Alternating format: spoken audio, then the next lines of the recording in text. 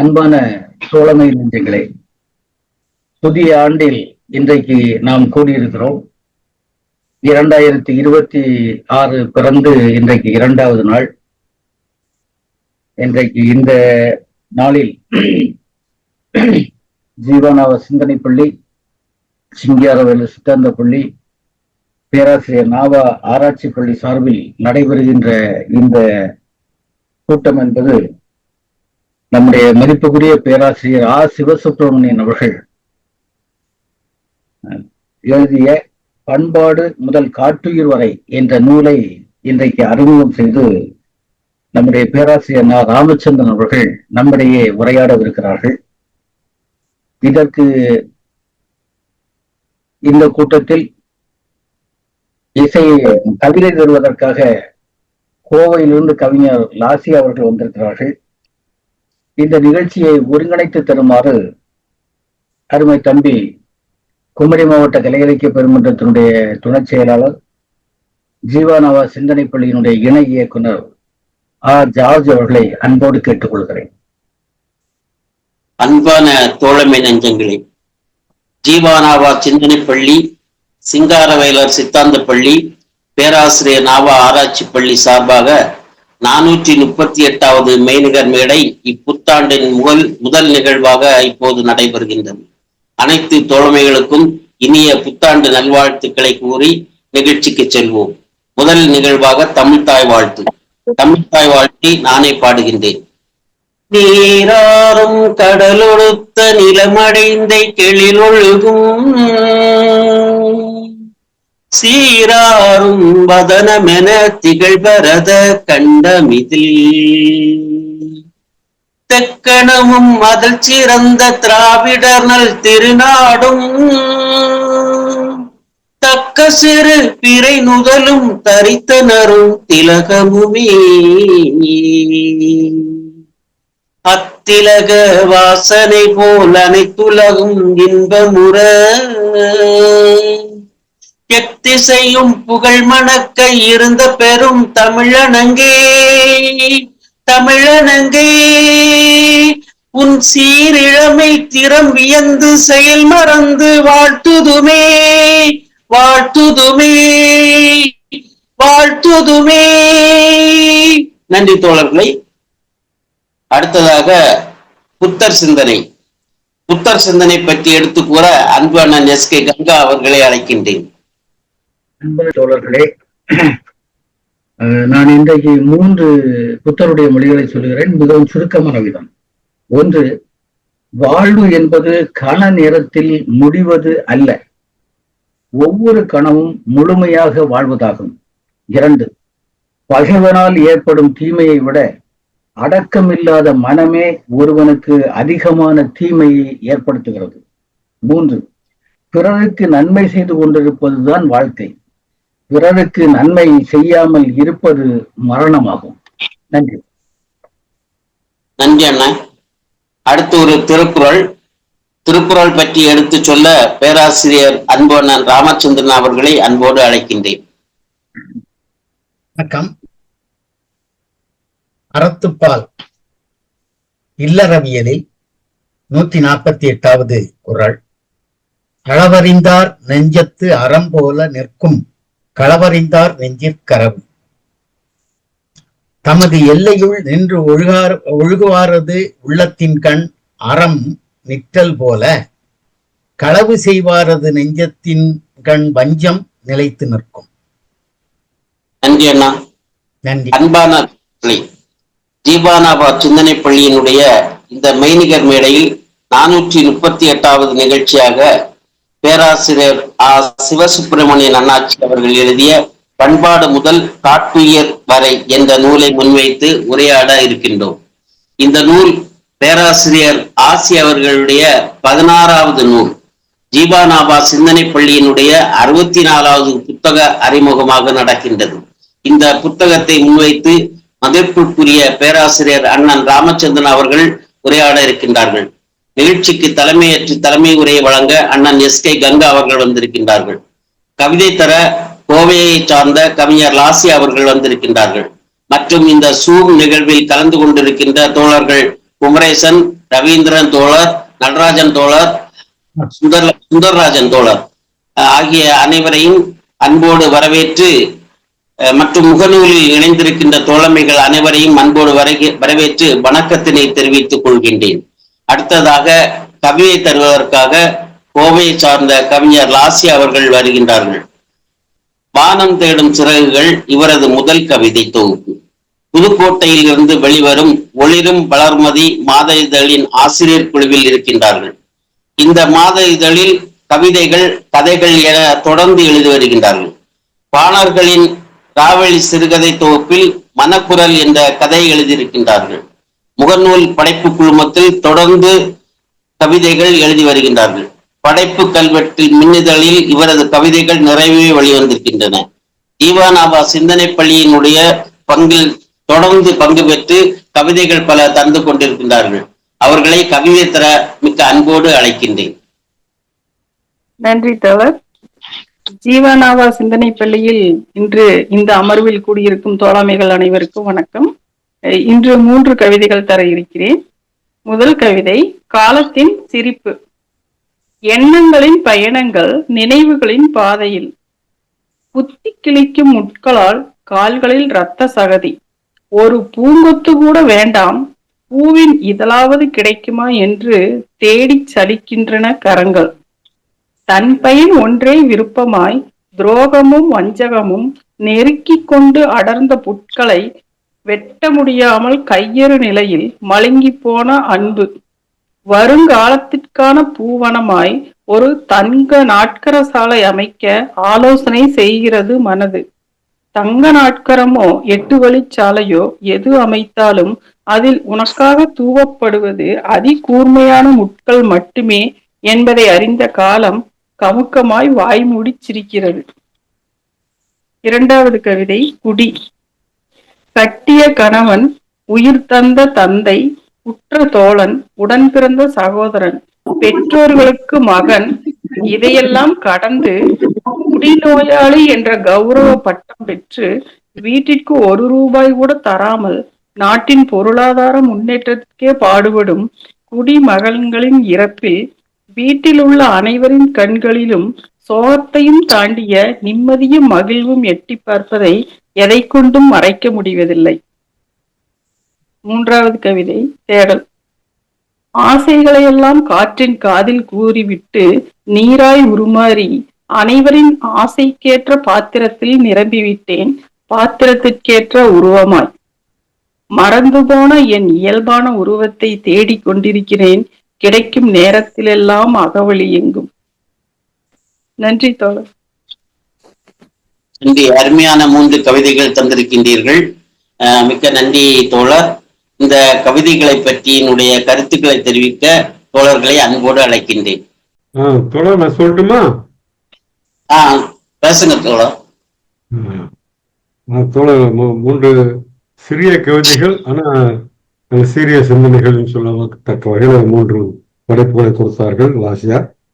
அதனால பொதுவா காலத்தையே முள்ளாக கருதுகிற மனப்பாங்கு வளர்க்கப்பட்டிருக்கு. என்ன எனக்கு மட்டும் காலம் இப்படி இருக்கு என்று அழுத்து கொள்ளாதவர்களை பார்ப்பது ரொம்ப அரிது. அப்படிதான் இந்த வாழ்க்கையை அப்படி ஆக்கி வைத்திருக்க இந்த சமூக அமைப்பு, முதலாளித்துவ சூழல் எல்லாமே சேர்ந்து மனிதர்கள் அப்படித்தான். அவங்களுக்கான இதெல்லாம் இந்த காரணங்கள் தான் பின்னாடி இருக்குன்னு தெரியாது. அழுத்துவ காலம், இந்த காலம் முடிந்து போகாதான் என்று இயங்குகிறவர்கள் கூட இருக்கிறார்கள். ஆனா காலத்துக்கே முள் விரிக்கக்கூடிய சக்திகளை பற்றி இப்படிலாம் கூட இருக்கிறாங்க. உன்னால என்ன செஞ்சு விட முடியும் இருப்பதிலே மிகப்பெரிய சக்தி காலம். அந்த காலத்துக்கே சவால் விடுகிற இந்த எதிர் சக்திகளை பற்றிய கவிதையாக முதல் கவிதை வந்தது. அது மாதிரி குடிமகன்களை பார்க்கிற போதெல்லாம் எனக்கு அவர்கள் மீது கோபம் என்பதை விட இப்படி ஆக்கப்பட்டிருக்கிறார்களே என்கிற அந்த முதல் கவிதையில சொன்னது போலதான், இந்த முதல் கவிதைக்கு நான் சொன்னது போல இந்த கவிதையிலையும் அவர்களை பார்த்து அந்த நான் தினமும் அந்த வழியாக செல்கிற போது அந்த டாஸ்மாக் கடை முன்னாடி நிற்கிற அந்த வரிசை, அந்த ஜன்னல் வழியாக கையை நீட்டுவதற்கான அந்த முயற்சி, அப்புறம் இறங்கி வந்ததுக்கு அப்புறம் அவர்களுக்குள்ளேயே முன்ன தெரியாட்டாலும் கூட அவர்களுக்குள்ள பேசிக்கொள்கிற அந்த பேச்சு, இதெல்லாம் பார்க்கிற போது இப்படி ஆக்கப்பட்டிருக்கிறார்களேங்கிற எண்ணம் எனக்கு ஏற்படும். அதாவது பல நாடுகள்ல பல ஊர்ல நம்ம ஊர்லயே கூட நம்ம இலக்கியங்கள்ல கூட இந்த மது பற்றிய இதெல்லாம் இருக்கு. ஆனா அது வந்து ஒரு ரசனையாக ஒரு சுவையாக மட்டும் இருந்தது போக அதிலேயே மூழ்கி போனவர்களாக அடிமைப்பட்டு போனவர்களாகப்பட்டிருக்க பற்றிய சோகம் தான் அது. அதை மீண்டும் கிளறி விட்டது இந்த கவிதை. அப்புறம் தேடல் கவிதை தான் அது சொல்லிட்டே வந்து இயல்பான உருவத்தை தேடிக்கொண்டிருக்கிறேன்னு முடிச்சாங்க. அந்த தேடல் தான் நம்முடைய இயல்பு அப்படின்னு எனக்கு தோணுச்சு. நம்ம கிடைச்சிருச்சு எல்லாம் அப்படின்னு நம்ம சும்மா இருந்துட மாட்டோம்ல, மேற்கொண்டு மேற்கொண்டு தேடிக்கொண்டே இருப்போம். அந்த ஒரு சிந்தனை இருந்தது. இப்படி மாறுபட்ட சிந்தனைகளுக்கு இட்டு சென்ற 3 படைப்புகளை கொடுத்த லாஷியா அவர்களுக்கு என்னுடைய பாராட்டுகள். நன்றி தோழர். நன்றி. நன்றி தோழர். வேற கருத்துக்கள்? தோழர்களே, நம்முடைய கவிஞர் லாஷியாவுடைய கவிதைகளை பற்றி நம்முடைய அருமை தோழர் குமரேசன் அவர்கள் மிக குறிப்பாகவும் மிகச் சிறப்பாகவும் ஒரு மதிப்புரையை தந்திருக்கிறார்கள். அதை அப்படியே நான் வழிமொழிகிறேன். ஏனென்றால் அவர் சொன்னதுக்கு மேலே சொல்லுவதற்கு எதுவும் இல்லை என்ற முறையிலே மிக கச்சிதமாக இந்த கருத்துக்களை சொல்லியிருக்கிறார்கள். கவிஞர் லாஷியாவுக்கு நம்முடைய அன்பும் வாழ்த்துக்களும். நன்றி தோழர். நன்றி அண்ணா.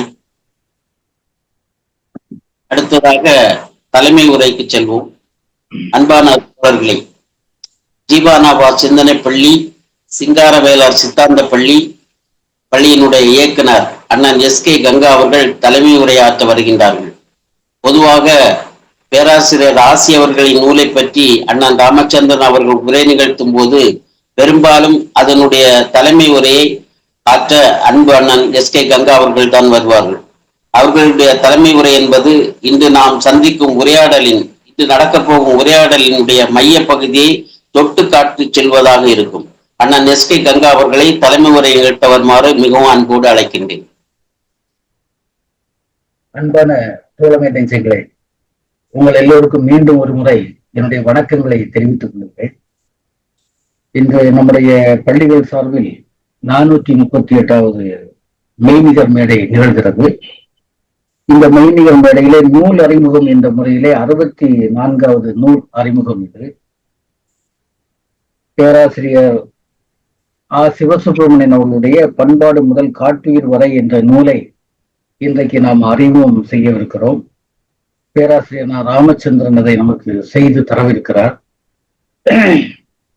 இந்த நூல் என்பது பேராசிரியருடைய நேர்காணல்களை தொகுத்த ஒரு நூல். அதை பற்றி விரிவாக நம்முடைய பேராசிரியர்கள் பேசுவார்கள். ஏனெனில் எனக்கு அந்த நூலை வாங்குவதற்காக அந்த பதிப்பகத்தோடு தொடர்பு கொண்டு எல்லாம் செய்தேன், பணமும் செலுத்தினேன். ஆனால் என்ன காரணம் என்று தெரியவில்லை, இதுவரை நூல் வந்து சேரவில்லை எனக்கு. எனவே நூலை பார்க்கக்கூடிய வாய்ப்பு இல்லாமல் இருக்கிறது. எனவே அது சம்பந்தமான ஒரு நிச்சயமான ஒரு அறிமுக முறையை நண்பர் ராமச்சந்திரன் நமக்கு தருவார். இந்த நிகழ்ச்சியை அருமையாக நம்முடைய தம்பி ஜார்ஜ் அவர்கள் ஒருங்கிணைத்துக் கொண்டிருக்கிறார்கள்.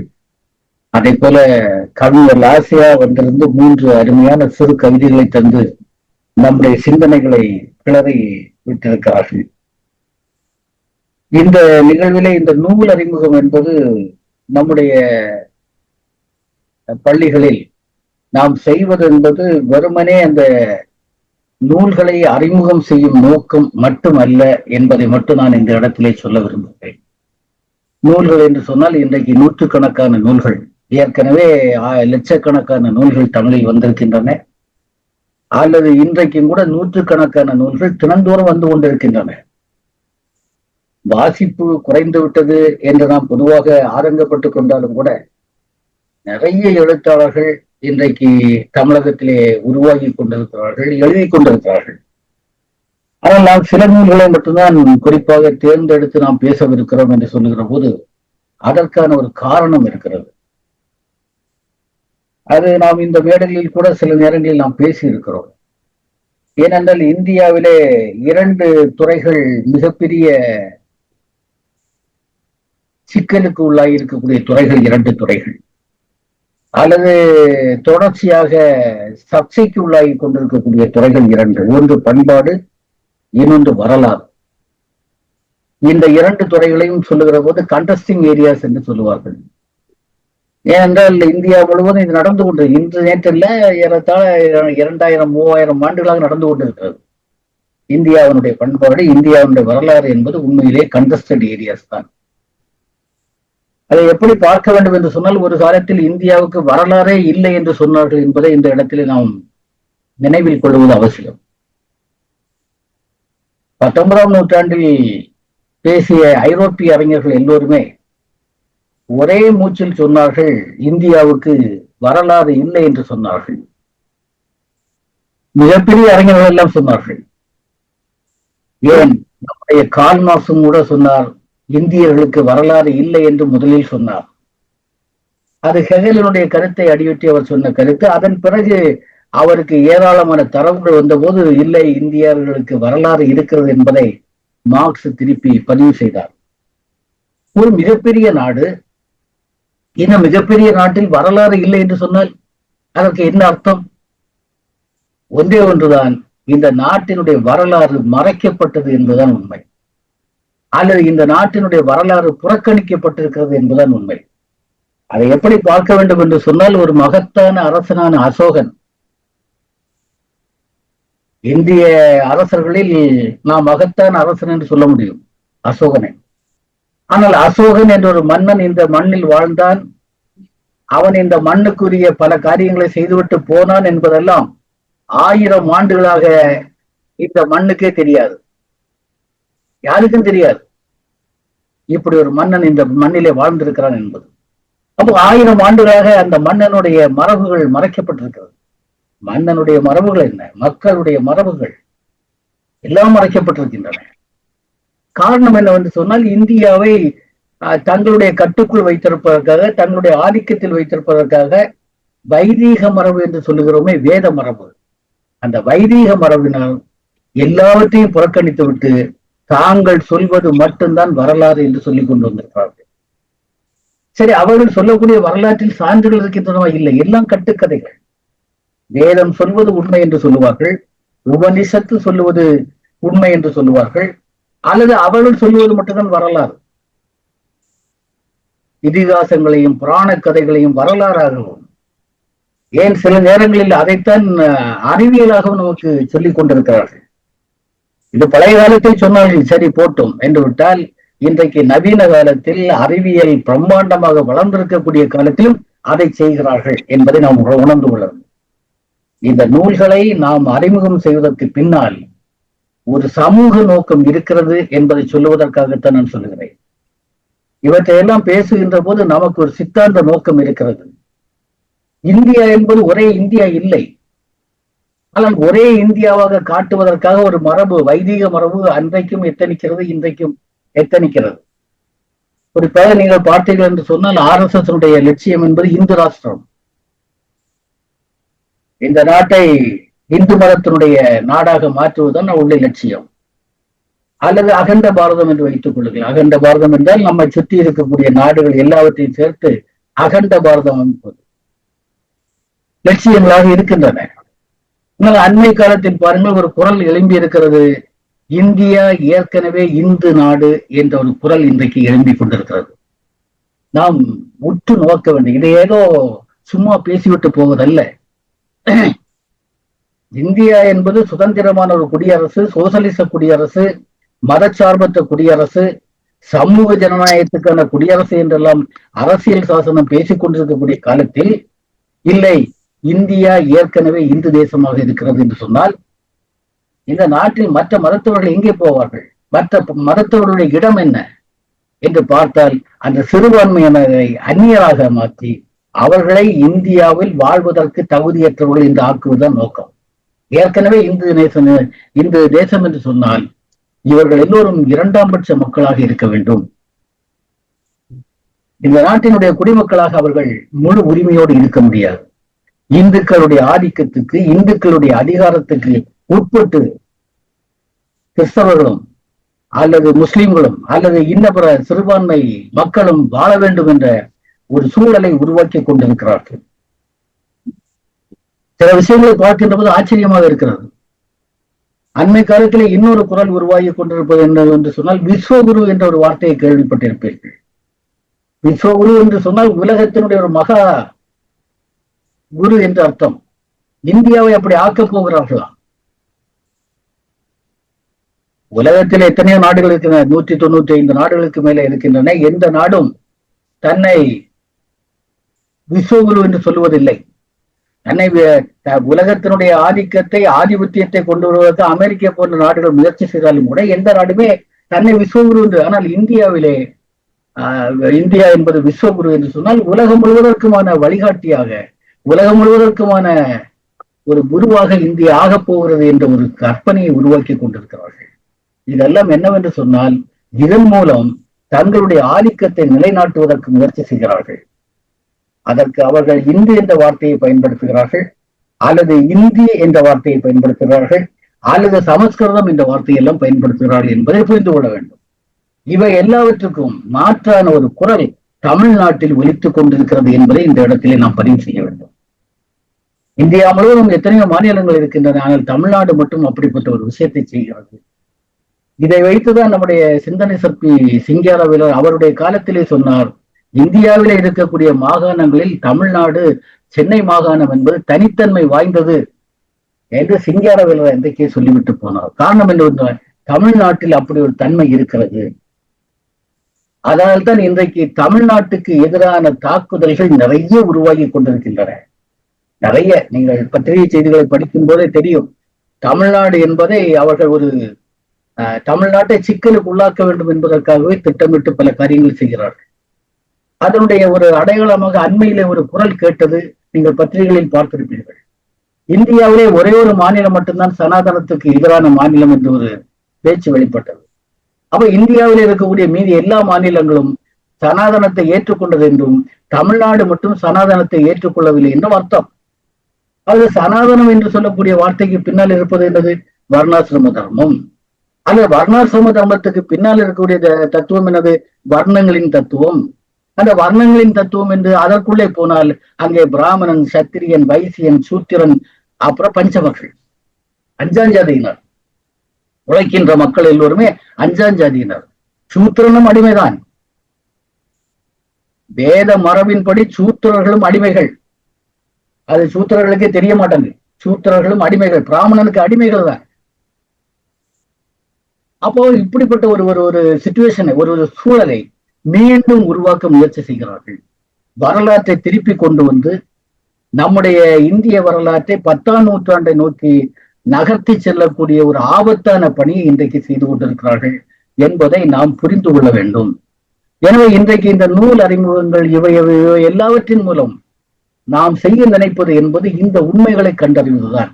அந்த இடத்தில் தான் நமக்கு பேராசிரியர் சிவசுப்பிரமணியனுடைய நூல்கள் வருகின்றன. அவை நம்முடைய மண்ணினுடைய சமூக வரலாற்றை பேசுகின்றன. இந்த மண்ணில் வரலாறு எப்படி இயங்கி இருக்கிறது என்பதை எடுத்து காட்டுகிறது. அல்லது அவருடைய நேர்காணல்கள் அல்லது உரைகள் எல்லாவற்றிலும் இந்த தன்மை இருக்கிறது. வரலாற்றையும் பண்பாட்டையும் நுணுகி நோக்கி அதை நமக்கு தருகின்ற ஒரு அற்புதமான பணியை நம்முடைய பேராசிரியர் சிவசுப்பிரமணியன் அவர்கள் தொடர்ச்சியாக செய்து கொண்டிருக்கிறார்கள். ஏனென்றால் அவருடைய ஒவ்வொரு நூலையும் நாம் அறிமுகப்படுத்தக்கூடிய ஒரு கடமையை நாம் செய்து வருகிறோம். ஜீவானவா சிந்தனை பள்ளியில் அல்லது சிங்காரவேலர் சித்தாந்த பள்ளியில், பேராசிரியர் ஆராய்ச்சி பள்ளி, எல்லாவற்றிலுமே இந்த கடமையைத்தான் நாம் செய்து கொண்டிருக்கிறோம் என்பதை நான் இந்த இடத்தில் நான் சொல்லிக்கொள்ள ஆசைப்படுகிறேன்.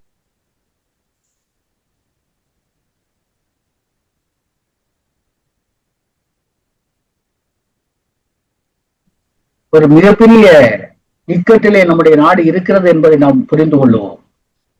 ஏனென்றால் நடக்கின்ற செய்திகள், காட்சிகள் எதுவுமே வெளியே தெரிவதில்லை. நிறைய காரியங்கள் நடக்குது கண்ணுக்கு தெரியாமல். பத்திரிகை உலகம் முடக்கப்பட்டிருக்கிறது. அல்லது பத்திரிகை உலகம் என்பது பெரும்பாலும் பெரிய பெரிய கார்பரேட்டர்களுடைய கைகளில் இருக்கின்றன. அல்லது நீங்கள் தொலைக்காட்சிகள் என்று சொன்னால் அதுவும் பெரிய பெரிய கார்பரேட்டர்களுடைய கையில் இருக்கின்றன. எனவே செய்திகள் எல்லாம் அவர்களுக்கு சாதகமான செய்திகள் மட்டும்தான் அவற்றில் வருகின்றன. எனவே இந்தியாவிலே இன்றைக்கு இருக்கக்கூடிய பிரச்சனைகளை, காரியங்களை பேச வேண்டும் என்று சொன்னால் நமக்கு வேறு யாரும் இல்லை, நாம் தான் பேச வேண்டும். அப்ப இந்த அரங்கங்களில் நாம் பேசுவதனுடைய நோக்கம், இதன் மூலம் ஒரு உரையாடலை உருவாக்கி மக்கள் மத்தியில் இதை தெளிவுபடுத்த வேண்டும் என்பதுதான். அந்த நோக்கத்தோடு தான் இதை செய்து கொண்டிருக்கிறோம். எனவே அந்த வகையிலே நம்முடைய மணியண்ணா சென்ற நூல்கள் ஒவ்வொன்றும் நமக்கு வழிகாட்டக்கூடிய நூல்களாக இருக்கின்றன என்பது நம்முடைய இந்த அரங்கத்திலே மீண்டும் மீண்டும் நாம் சொல்லி வருகிறோம் என்று சொன்னால் அதனுடைய பின்னணி இதுதான். இந்த பின்னணியில் நின்று கொண்டுதான் நாம் பேசுகிறோம். ஏதாவது ஒரு வகையில் நம்முடைய தமிழ்நாட்டில் அல்லது இந்தியாவிலே இருக்கக்கூடிய சிந்தனை மரபிலே உருவாகி இருக்கக்கூடிய சிக்கல்களை எடுத்து சொல்ல வேண்டிய தேவை இருக்குது. மக்களுடைய மரபுகளை முன்னுக்கு கொண்டு வர வேண்டி இருக்கிறது. மக்கள் சார்ந்த சிந்தனைகளை எல்லாம் முன்னுக்கு கொண்டு வர வேண்டி இருக்கிறது. அந்த வகையிலே தான் நம்முடைய பேராசிரியருடைய நூல்களை நாம் எடுத்து பேசுகிறோம், பேசிக் கொண்டிருக்கிறோம்.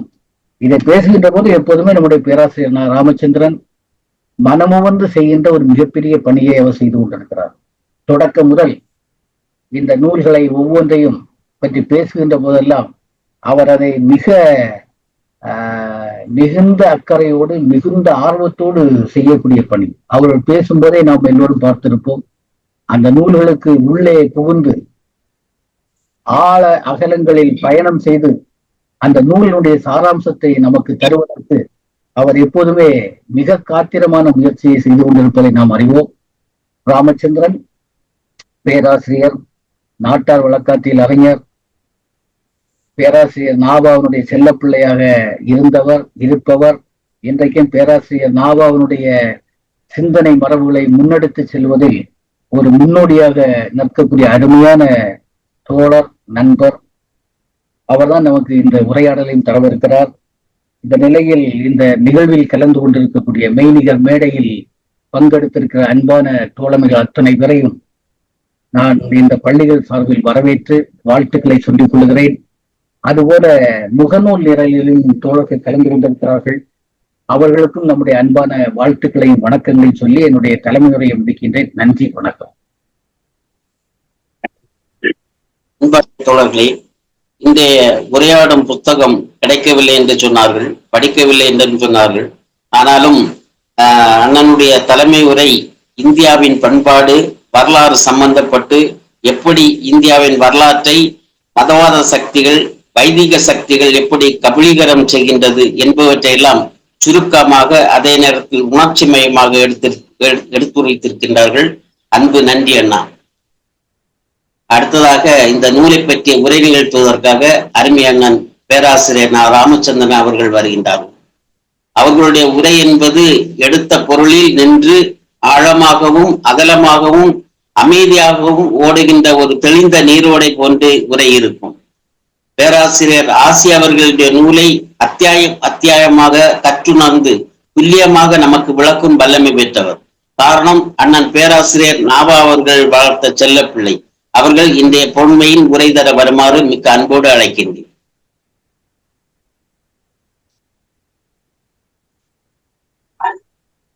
அன்பான தோழர்களே, இந்த நிகழ்வில்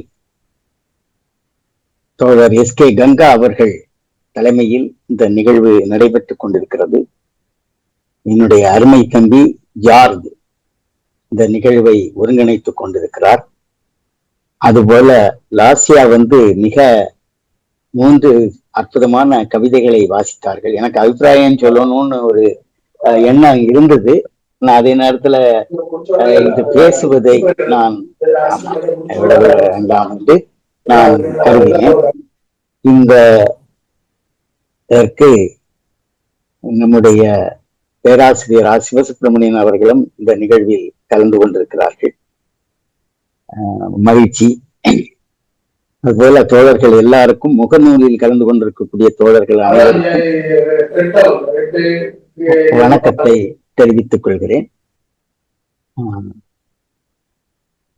இந்த நூல் பண்பாடு முதல் காட்டுயிர் வரை என்கின்ற இந்த நூல் ஒரு முக்கியமான நூல் என்று கருதுகிறேன். ஏனென்றால் இது பேராசிரியர் சிவசுப்பிரமணியனோடு நடத்திய உரையாடலினுடைய தொகுப்பு. ரொம்ப முக்கியமான ஆட்கள் அவரோடு உரையாடி இருக்கிறார்கள்.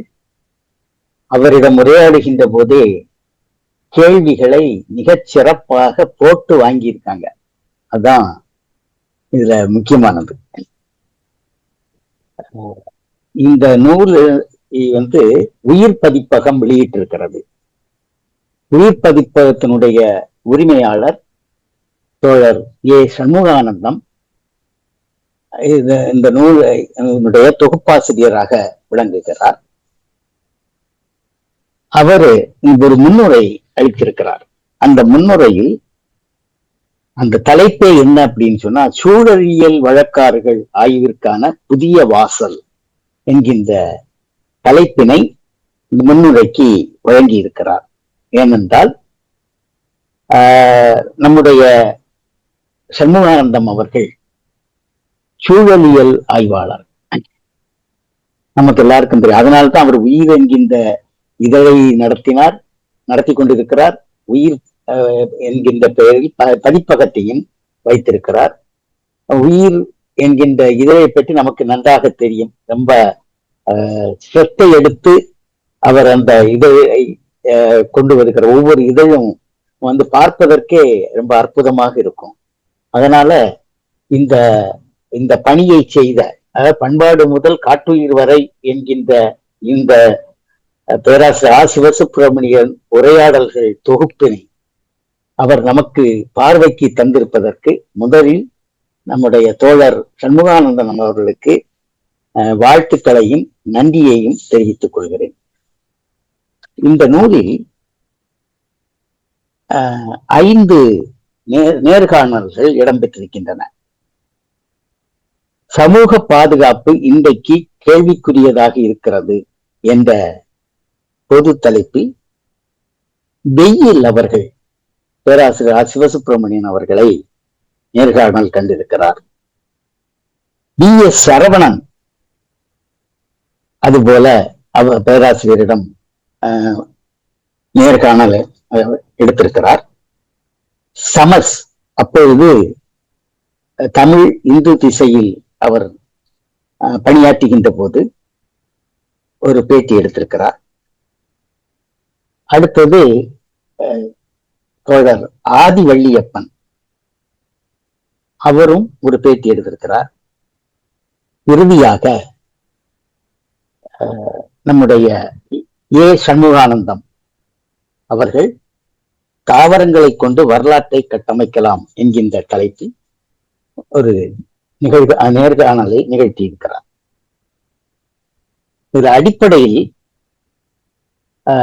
வெயில் கேட்டிருக்கக்கூடிய கேள்விகள் எல்லாம் பெரும்பாலும் நாட்டார் வழக்காட்டியல் குறித்த கேள்விகள். கவிஞர் வெயில் பற்றி நமக்கு எல்லாருக்கும் தெரியும். கடுமையாக உழைத்து கொண்டிருக்கக்கூடிய ஒரு உழைப்பாளி. அவருடைய பேராசிரியர் ஆசி மேல் மிகுந்த அன்பும் பாசமும் கொண்டவர்.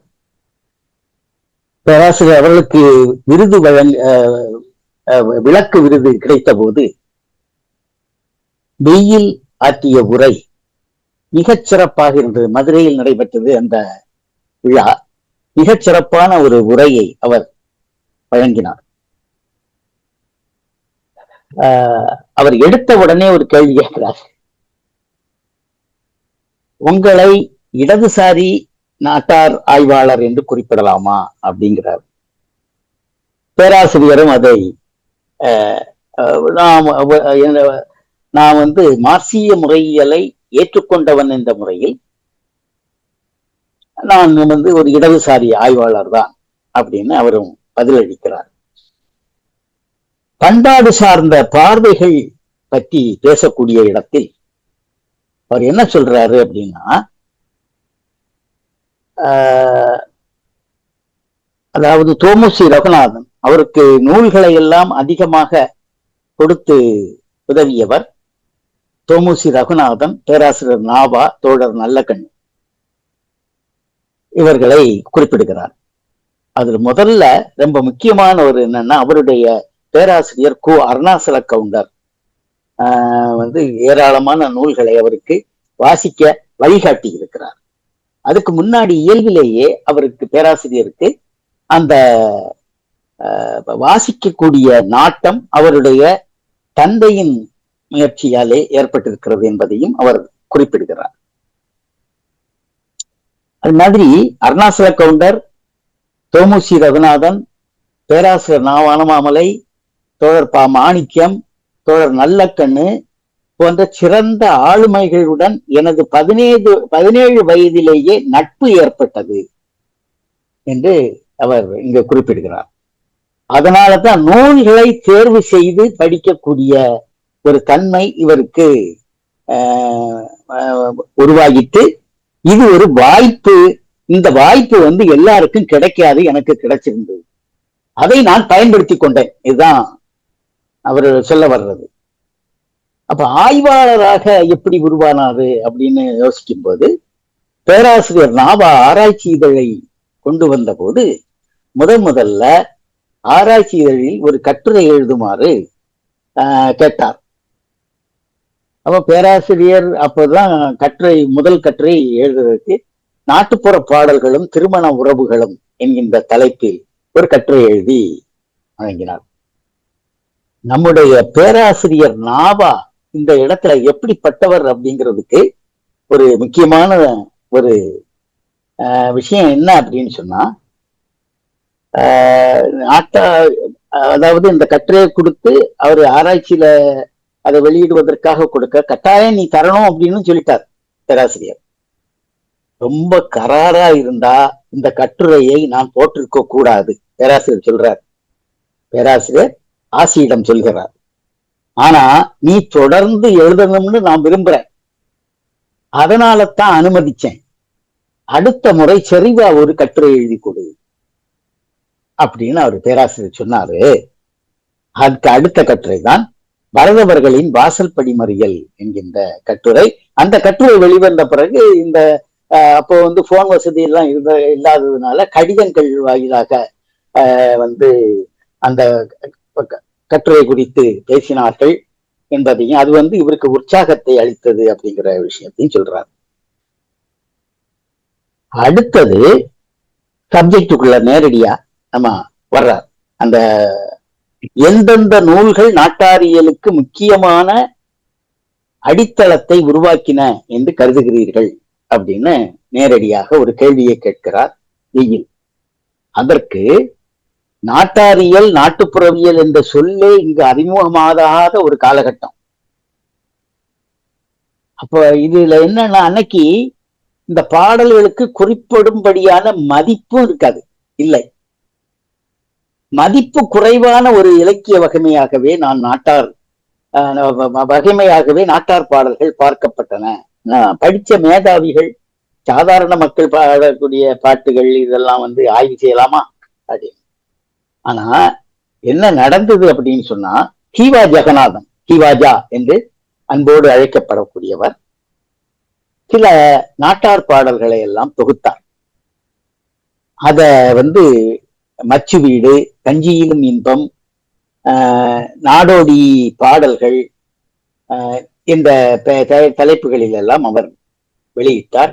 பெரியசாமி தூரன் அப்போது பள்ளியில் தலைமை ஆசிரியராக இருந்தவர். அவர் சில பாடல்களை தொகுத்து காற்றில் மிதந்த கவிதைகள் என்ற பெயரில் ஒரு நூலாக வெளியிடுகிறார்.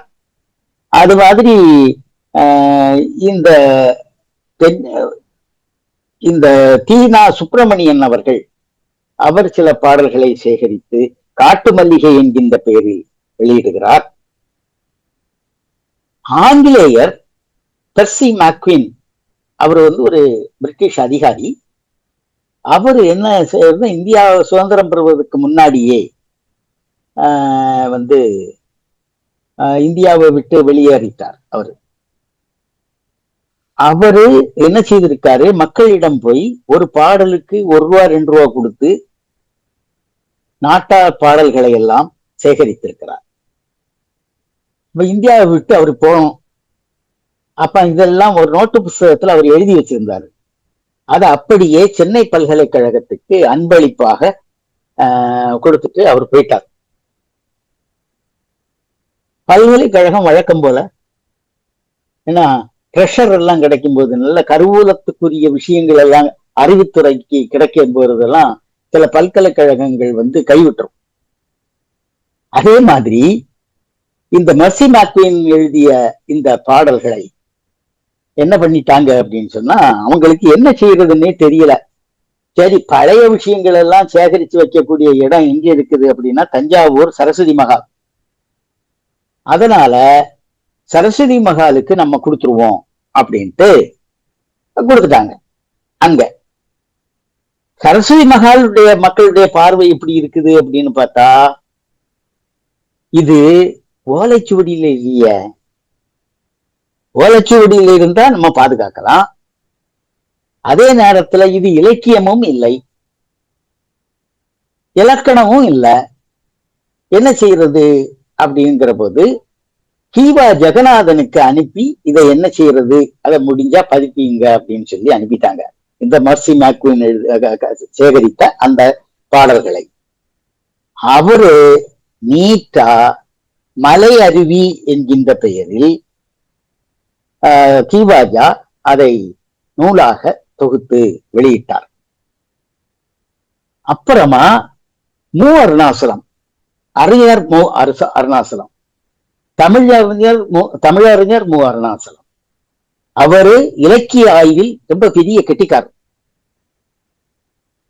ஏராளமான வாசிப்பு, தமிழ் இலக்கிய வரலாற பல வால்யூமாக எழுதியவர், காலங்காலமாக பகுத்து பல நூல்களை அவர் எழுதியிருக்கிறார்.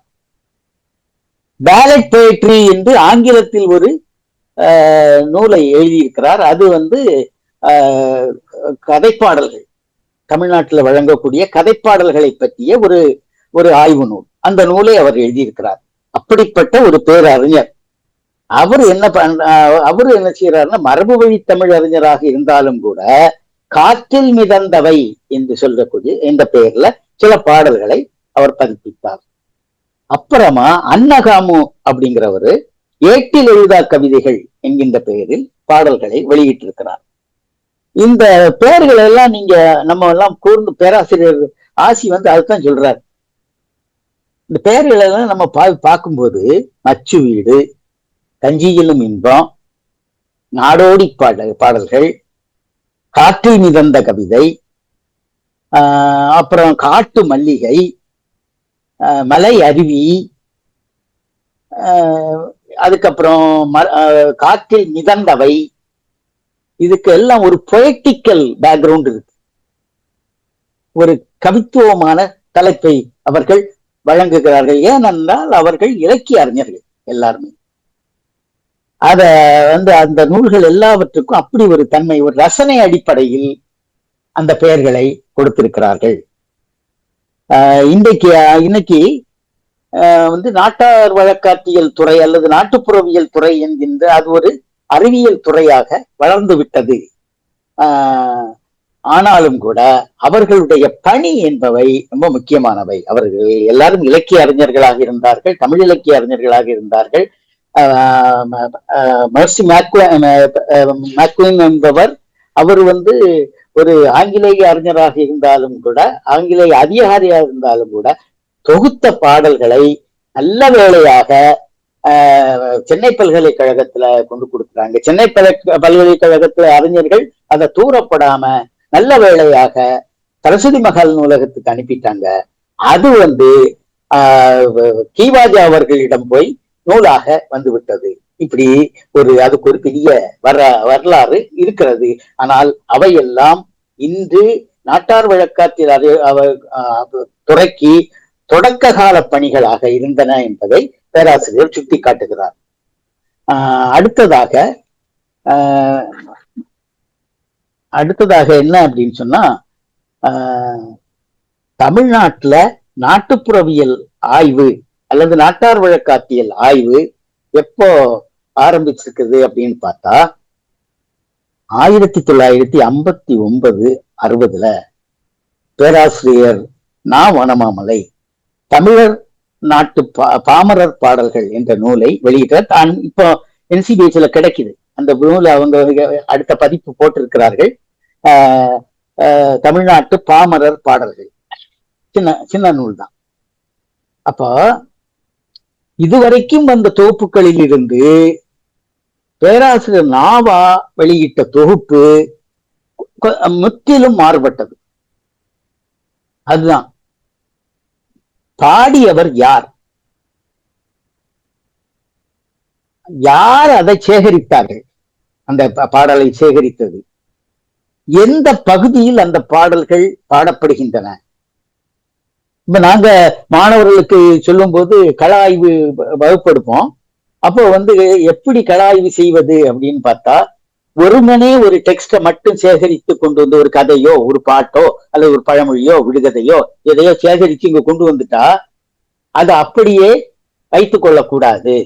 அவ சேகரிக்கும் போது என்ன செய்ய வேண்டி இருக்குதுன்னா, யார் சொல்லுவது, யாரிடம் சொல்லுவது, சொல்லும் போது சொல்பவருடைய உணர்வு எப்படி இருக்கிறது, அதே மாதிரி கேட்பவருடைய உணர்வு எப்படி இருக்கிறது, அவர் யாரிடம் கேள்விப்பட்டு இந்த குறிப்பிட்ட வகை பாடலை அல்லது கதையை சொல்கிறார், இவர் அந்த கதையில் ஏதேனும் மாற்றங்கள் செய்திருக்காரா. நிச்சயமா மாற்றம் இருக்கும், ஆனா இல்லைம்பாங்க, அது வேற. நிச்சயமா மாற்றம் இருக்கும், மொழியில மாற்றம் இருக்கும். அவர் 5 நிமிஷம் கேட்ட கதையை 10 நிமிஷம் நம்மகிட்ட சொல்லியிருப்பாரு, அதெல்லாம் இருக்கும். இதெல்லாம் இருந்தும் அதெல்லாம் ஒரு சயின்டிபிக் மெத்தட் சேகரிப்பதுல. ஆனா பேராசிரியர் அப்போ கள ஆய்வு முறையில் எல்லாம் அந்த காலத்துல படிக்கல. ஆனால் ஒரு ஆய்வு நேர்மை அவரிடம் இருந்தது.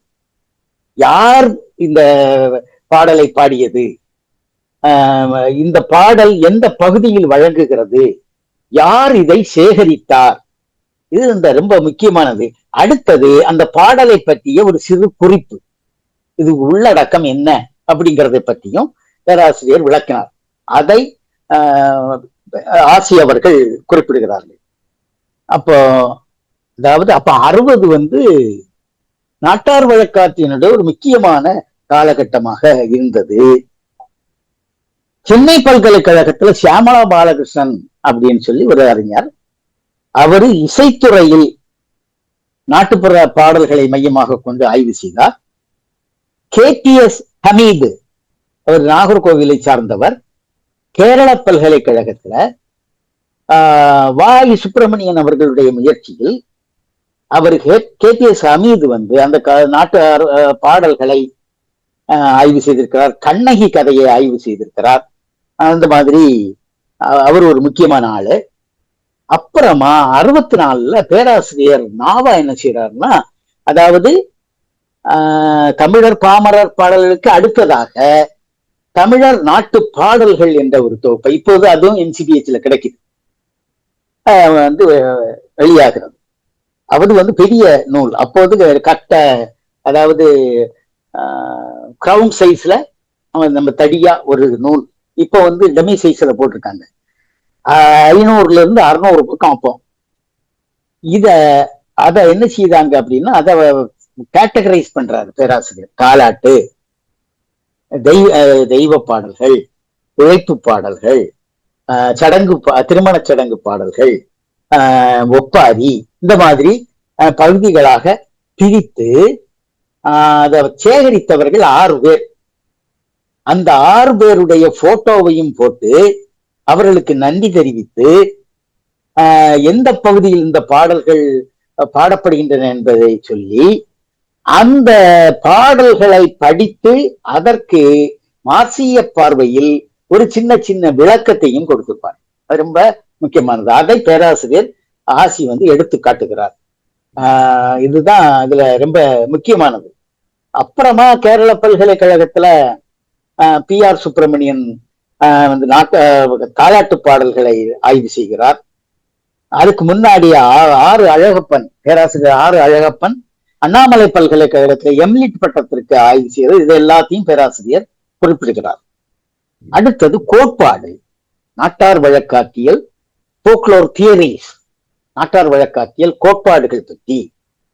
இந்த நாட்டார் வழக்காற்றியல் அப்படிங்கிற போது இது என்ன அப்படின்னு சொன்னா, ஆய்வு செய்யணும் அப்படின்னு சொன்னா ஒரு கோட்பாடு உருவாகணும். அந்த ஏற்கனவே அது பெரும்பாலும் மேலை நாடுகளில் தான் அந்த கோட்பாடுகள் உருவாகி இருக்கின்றன என்பதை பற்றி பேராசிரியர் ஆசி அவர்கள் கூறுகிறார். முன்னாடி எப்படி இருந்தது அப்படின்னு சொன்னா வெறும் விவரணையா எப்படி இலக்கியத்தை ஆய்வு செய்தார்களோ, கம்பராமாயணத்தை டிகேசி மாதிரிப்பட்டவர்கள் எப்படி ஆய்வு பேசினார்களோ, அதே மாதிரி ரசனை அடிப்படையில் விளக்க முறையில் விளக்குவதாக மட்டுமே நாட்டார் இலக்கியத்தை பார்க்கிற மாதிரியே நாட்டார் பாடல்களையும் பார்த்தார்கள். அப்புறம் இலக்கிய கோட்பாடுகள் உருவாகின. இலக்கிய கோட்பாடுகளை பயன்படுத்தி இலக்கியங்களுக்கு அதை பொருத்தி பார்த்து ஆய்வுகள் மேற்கொண்டார்கள் பலர். நாட்டார் இதுக்கும் என்ன செய்யறாரு அப்படின்னா, பாரா சுப்பிரமணியன் மாதிரிப்பட்டவர்கள் என்ன செய்தாங்க அப்படின்னு சொன்னா, விவரணை மட்டுமே ஆய்வாக முடியாது, எனவே நாம என்ன செய்ய வேண்டி இருக்குது, இத கோட்பாடுகளை நாம பயன்படுத்த வேண்டும் அப்படிங்கிறத அவர் மாதிரிப்பட்டவர்கள் சொன்னாங்க. ஆனா அதே நேரத்துல இந்த கோட்பாடு பார்வை இல்லாமல் உரைநடை மட்டுமே சொல்லிக் கொண்டு போவதும் நியாயமா இருக்காதுங்கிறதையும் பேராசிரியர் சொல்கிறார். அப்ப ஒரு அனாலிசிஸ் வேணும், பகுப்பாய்வு செய்வதற்கான டூல், அதனுடைய கருவி என்ன கருவி, கோட்பாட்டு கருவியை பயன்படுத்த வேண்டும் அப்படிங்கிறது ஒண்ணு. ஆனா முழுக்க கோட்பாடுகள் பெரும்பாலும் மேலை நாடுகளில் உருவானவை கோட்பாடுகள். அந்த கோட்பாடுகளை அப்படி ராவா கொண்டு வந்து தமிழ் படைப்புகளில், தமிழ் மக்கள் படைப்புகளாகிய நாட்டார் பாடல்கள், நாட்டார் கதைகள் போன்றவற்றிற்கு அப்ளை பண்றதுல ரொம்ப கவனம் தேவைங்கிறதையும் பேராசிரியர் உணர்ந்து தம்முடைய ஆய்வை சொல்லுகிறார். இந்த மாதிரிப்பட்ட விஷயங்கள் இப்போ ஒரு எடுத்துக்காட்டா ஒண்ணு சொல்லலாமே. ஆலன் டண்டிஸ் என்ற ஒரு அறிஞர், பேராசிரியர் அதுல சொல்லல, இருந்தாலும் நான் சொல்றேன். இந்த ஆலன் டண்டிஸ் என்கின்ற ஒரு அறிஞர், அவர் என்ன செய்யறாரு அப்படின்னு சொன்னா, அவரு ஒரு ஒரு ஒரு ஒரு விதமான அமைப்பியல்வாதி. அவர் என்ன சொல்றாரு, நாட்டார் வழக்காத்தியலுக்கு அவர் டிஃபைன் பண்றாரு. நாட்டார் யார்னு ஒரு கேள்வியை கேட்பார். அப்போ 2 பேருக்கு மேல இருந்த எந்த ஒரு குழுவும் நாட்டார் தான் அப்படின்னு அவர் சொல்றார், ஃபோக் தான் அப்படின்னு அவர் சொல்றார். அதனால இங்க கிராமங்களில் மட்டும், நாட்டுப்புறம்னு சொல்லுகின்ற போது கிராமங்கள்ல மட்டும் அப்படின்னு ஒரு அர்த்தமாயிருக்கு. அப்படி இல்ல, நம்ம என்ன செய்ய வேண்டி இருக்குது அப்படின்னு சொன்னா, நகர்ப்புறங்களிலும் வழக்காறுகள் இருக்கு. நகர்ப்புறத்தில் உள்ளவர்கள் பாட்டு பாடுறாங்க, பட்டப்பேர் வைக்காங்க, பழமொழியை சொல்றாங்க, கதைகளை புதிதாக உருவாக்குறாங்க. ஆனா அது ஒரு குழுவுக்கு இடையிலான கம்யூனிகேஷன், குழுவுக்கு இடையிலான ஒரு பரிவர்த்தனை. அதனால அந்த ஒரு குழு நாட்டார் குழு, ஆசிரியர் குழு, மாணவர் குழு, இந்த மாதிரி குழுங்கிறதுக்கு ஒரு அர்த்தம் இருக்குது அப்படின்னு விளக்க வருகிறார். அப்படிங்கிற போது நமது பகுதியில் பிராமணர்கள் இருக்காங்க, அவர்களிடமும் தாலாட்டு இருக்குது, அவர்களிடமும் பழமொழிகள் இருக்கு, விடுகதைகள் இருக்கு, அவர்கள் நிறைய பாடல்கள் பாடுறாங்க, ஒப்பாரி பாடல்கள் பாடுறாங்க, சில நம்முடைய இதிகாச கதைகளை பாடுறாங்க வாய்மொழியாக. அப்ப அதை எதை செய்யறது அப்படின்னு நமக்கு ஒரு கேள்வி வரும். இந்த கேள்வி, இந்த இடம் ரொம்ப முக்கியமானது நமக்கு. அப்ப இதை நம்ம தவிர்க்க முடியுமா? முடியாது. ஏன்னா அவர்களும் நாட்டார் தான் அந்த இடத்துல. ஆனா இப்ப என்ன சிக்கல் வருது அப்படின்னு சொன்னா, நாட்டார் பாடல்களை நாம சேகரிக்க போகும்போது, எடுத்துக்காட்டாக தாலாட்டு பாடல்களை சேகரிக்க போகும்போது, அந்த தன்னுடைய பிள்ளைகளை தர்மனாகவும், ராமனாகவும், முருகனாகவும், வள்ளியாகவும், தேவானையாகவும் பாடக்கூடிய பாடல்கள் மக்களிடம் வழக்கில் இருக்கின்றன. அப்ப என்ன நடக்குது அப்படின்னு சொன்னா, அந்தணர்களிடம் வழக்கத்தில் இருக்கக்கூடிய பாடல்கள் போல் நம்முடைய குழந்தையும், அப்ப இந்த பாடக்கூடியவர்களுக்கு ஒரு எண்ணம் என்னன்னா, அவர்களை மாதிரி பாடுனா நம்ம பையன் அவங்கள மாதிரி. இப்ப எடுத்துக்காட்டா சொல்லுவாங்களா, ஒரு நல்ல கலரா இருக்கக்கூடிய ஒரு பையனை பார்த்து பையன் பிராமண மாதிரி இருக்கான் சொல்லுவோமா? அப்ப நமக்கு மண்டைக்குள்ள என்ன இருக்கு? அது அவர்கள் நல்ல கலராக இருக்கிறாங்க கருப்பா இருக்கிறவங்க எவ்வளவு பேர் இருக்காங்க, அது வேற விஷயம். ஆனால் அந்த அந்த பேச்சு அப்படி ஆயிடுச்சு. வெள்ளக்காரன் போது இருக்கான்னு சொன்னா கூட பரவாயில்ல. இந்த மாதிரிப்பட்ட ஒரு மனநிலை மக்களிடம் இயல்பிலேயே வருகிறது. அவர்கள் உயர்ந்தவர்கள் என்கின்ற ஒரு எண்ணம். அப்போ இந்த இந்த சமூகத்துக்கு ஒரு சமூகத்துல உயர்வு இருக்குது, இன்னொரு சமூகத்துக்கு உயர்வு இல்லை என்கின்ற ஒரு மனநிலை என்பது ரொம்ப, அதை பேராசிரியர் விமர்சனம் செய்கிறார். அடுத்தது, வெறும் கோட்பாடுகளை மட்டும் வைத்துக் கொண்டு ஆய்வு செய்வதில் பல்வேறு விதமான சிக்கல்கள் வருகின்றன. என்ன ஆகுறது அப்படின்னு சொன்னா, இந்த சமூகம் பற்றிய சிந்தனை நமக்கு ரொம்ப குறைவாக அங்கு காணப்படுகிறது. சமூகவியல் கோட்பாடுகள் இருக்கின்றன, அவற்றில் அல்லாமல் வெறுமனே அந்த வழக்காறுகளை மட்டும் எடுத்துக்கொண்டு பகுப்பாய்வு செய்தலால் பல்வேறு விதமான சிக்கல்கள் வருகின்றன அப்படிங்கிறது உண்மை. அப்புறம் பின்னவீனத்துவம் சில இடங்களில் நமக்கு பயன்படுகிறது அப்படின்னு. ஏன்னா பின்னவீனத்தினுடைய ஒரு முக்கியமான தன்மை என்ன அப்படின்னு சொன்னா, எல்லாவற்றையும் கேள்வி கேட்டல்ங்கிறது ரொம்ப முக்கியமானது. எல்லாத்தையும் கேள்வி கேட்கணும். அந்த அந்த பெருங்கதையாளர்களை அப்புறம் காலத்துல நிலைத்தவற்றை எல்லாவற்றையும் அது கேள்வி கேட்கும். அவை எல்லாவற்றையும் பற்றி பேசுகிறார்.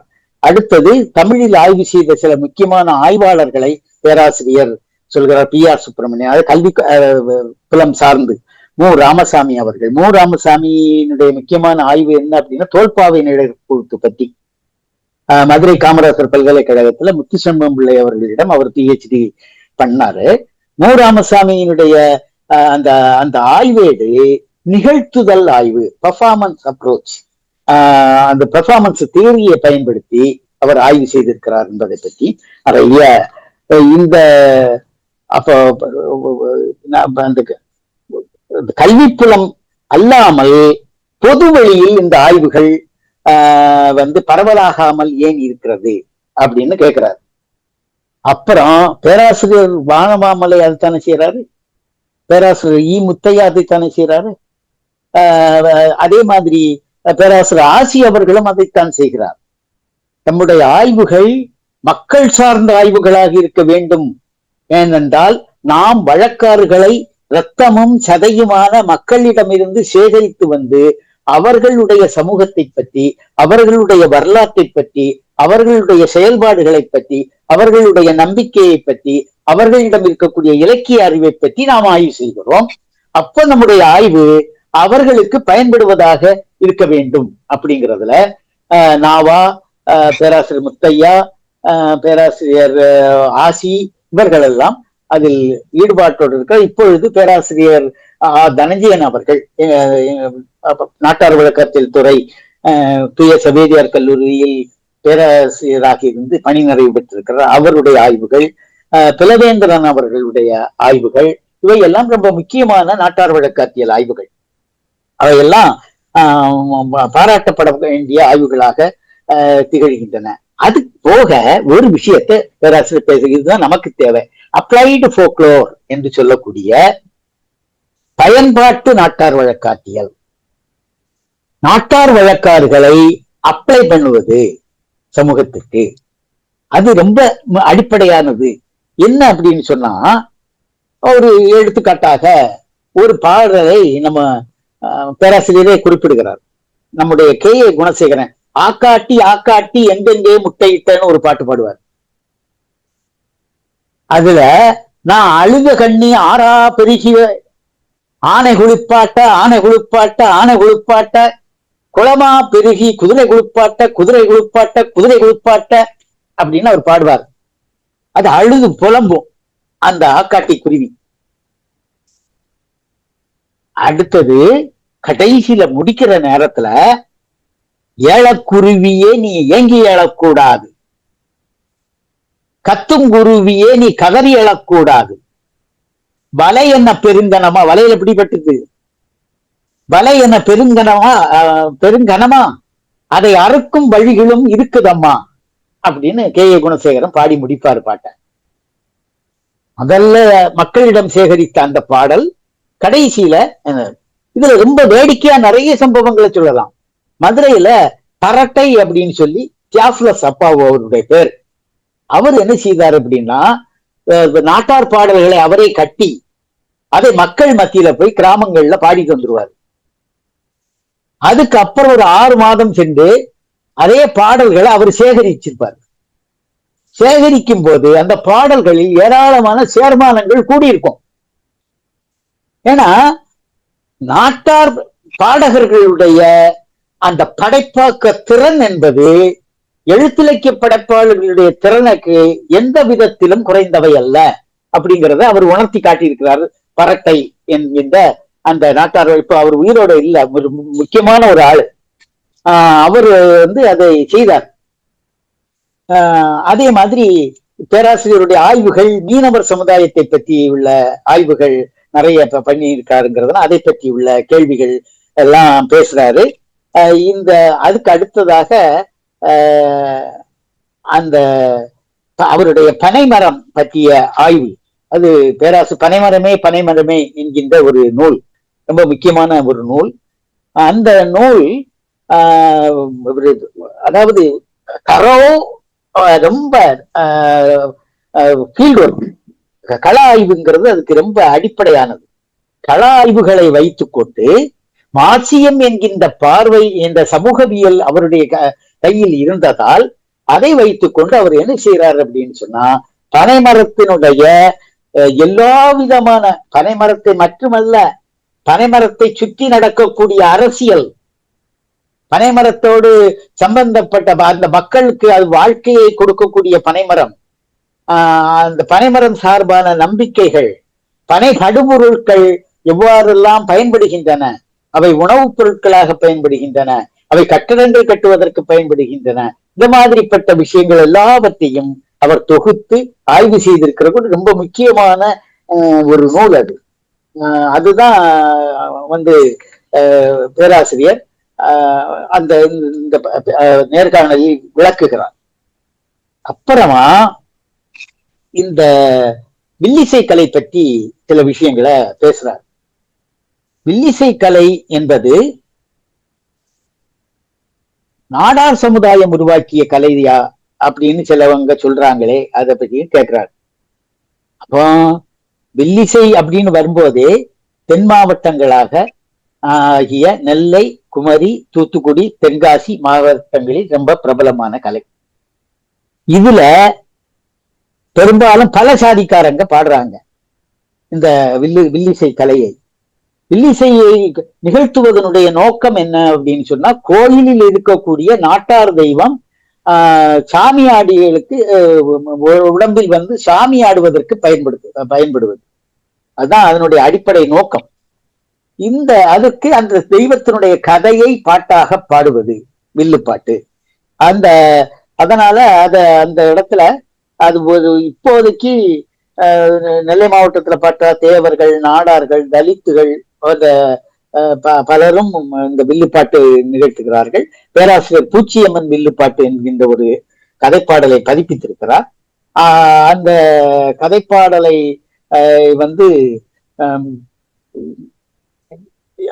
தேவேந்திர குல வேளாளர் சாதியை சார்ந்தவர்கள் அதை அவருக்கு பாதுகாப்பாக வைத்திருக்கிறார். அவர்கள் தான் அந்த பாடலை கொடுத்திருக்கிறார்.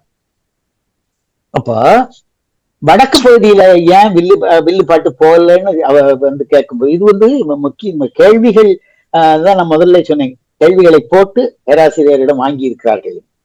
அந்த இதுல மதுரையை தாண்டி ஏன் வில்லுப்பாட்டு போகல அப்படின்னு கேட்டா அதுக்கு பதில் சொல்றாரு. ஏனென்றால் அது நாட்டார் வழக்காரர்களுடைய இயல்பு, அது வட்டாரம் சார்ந்தது.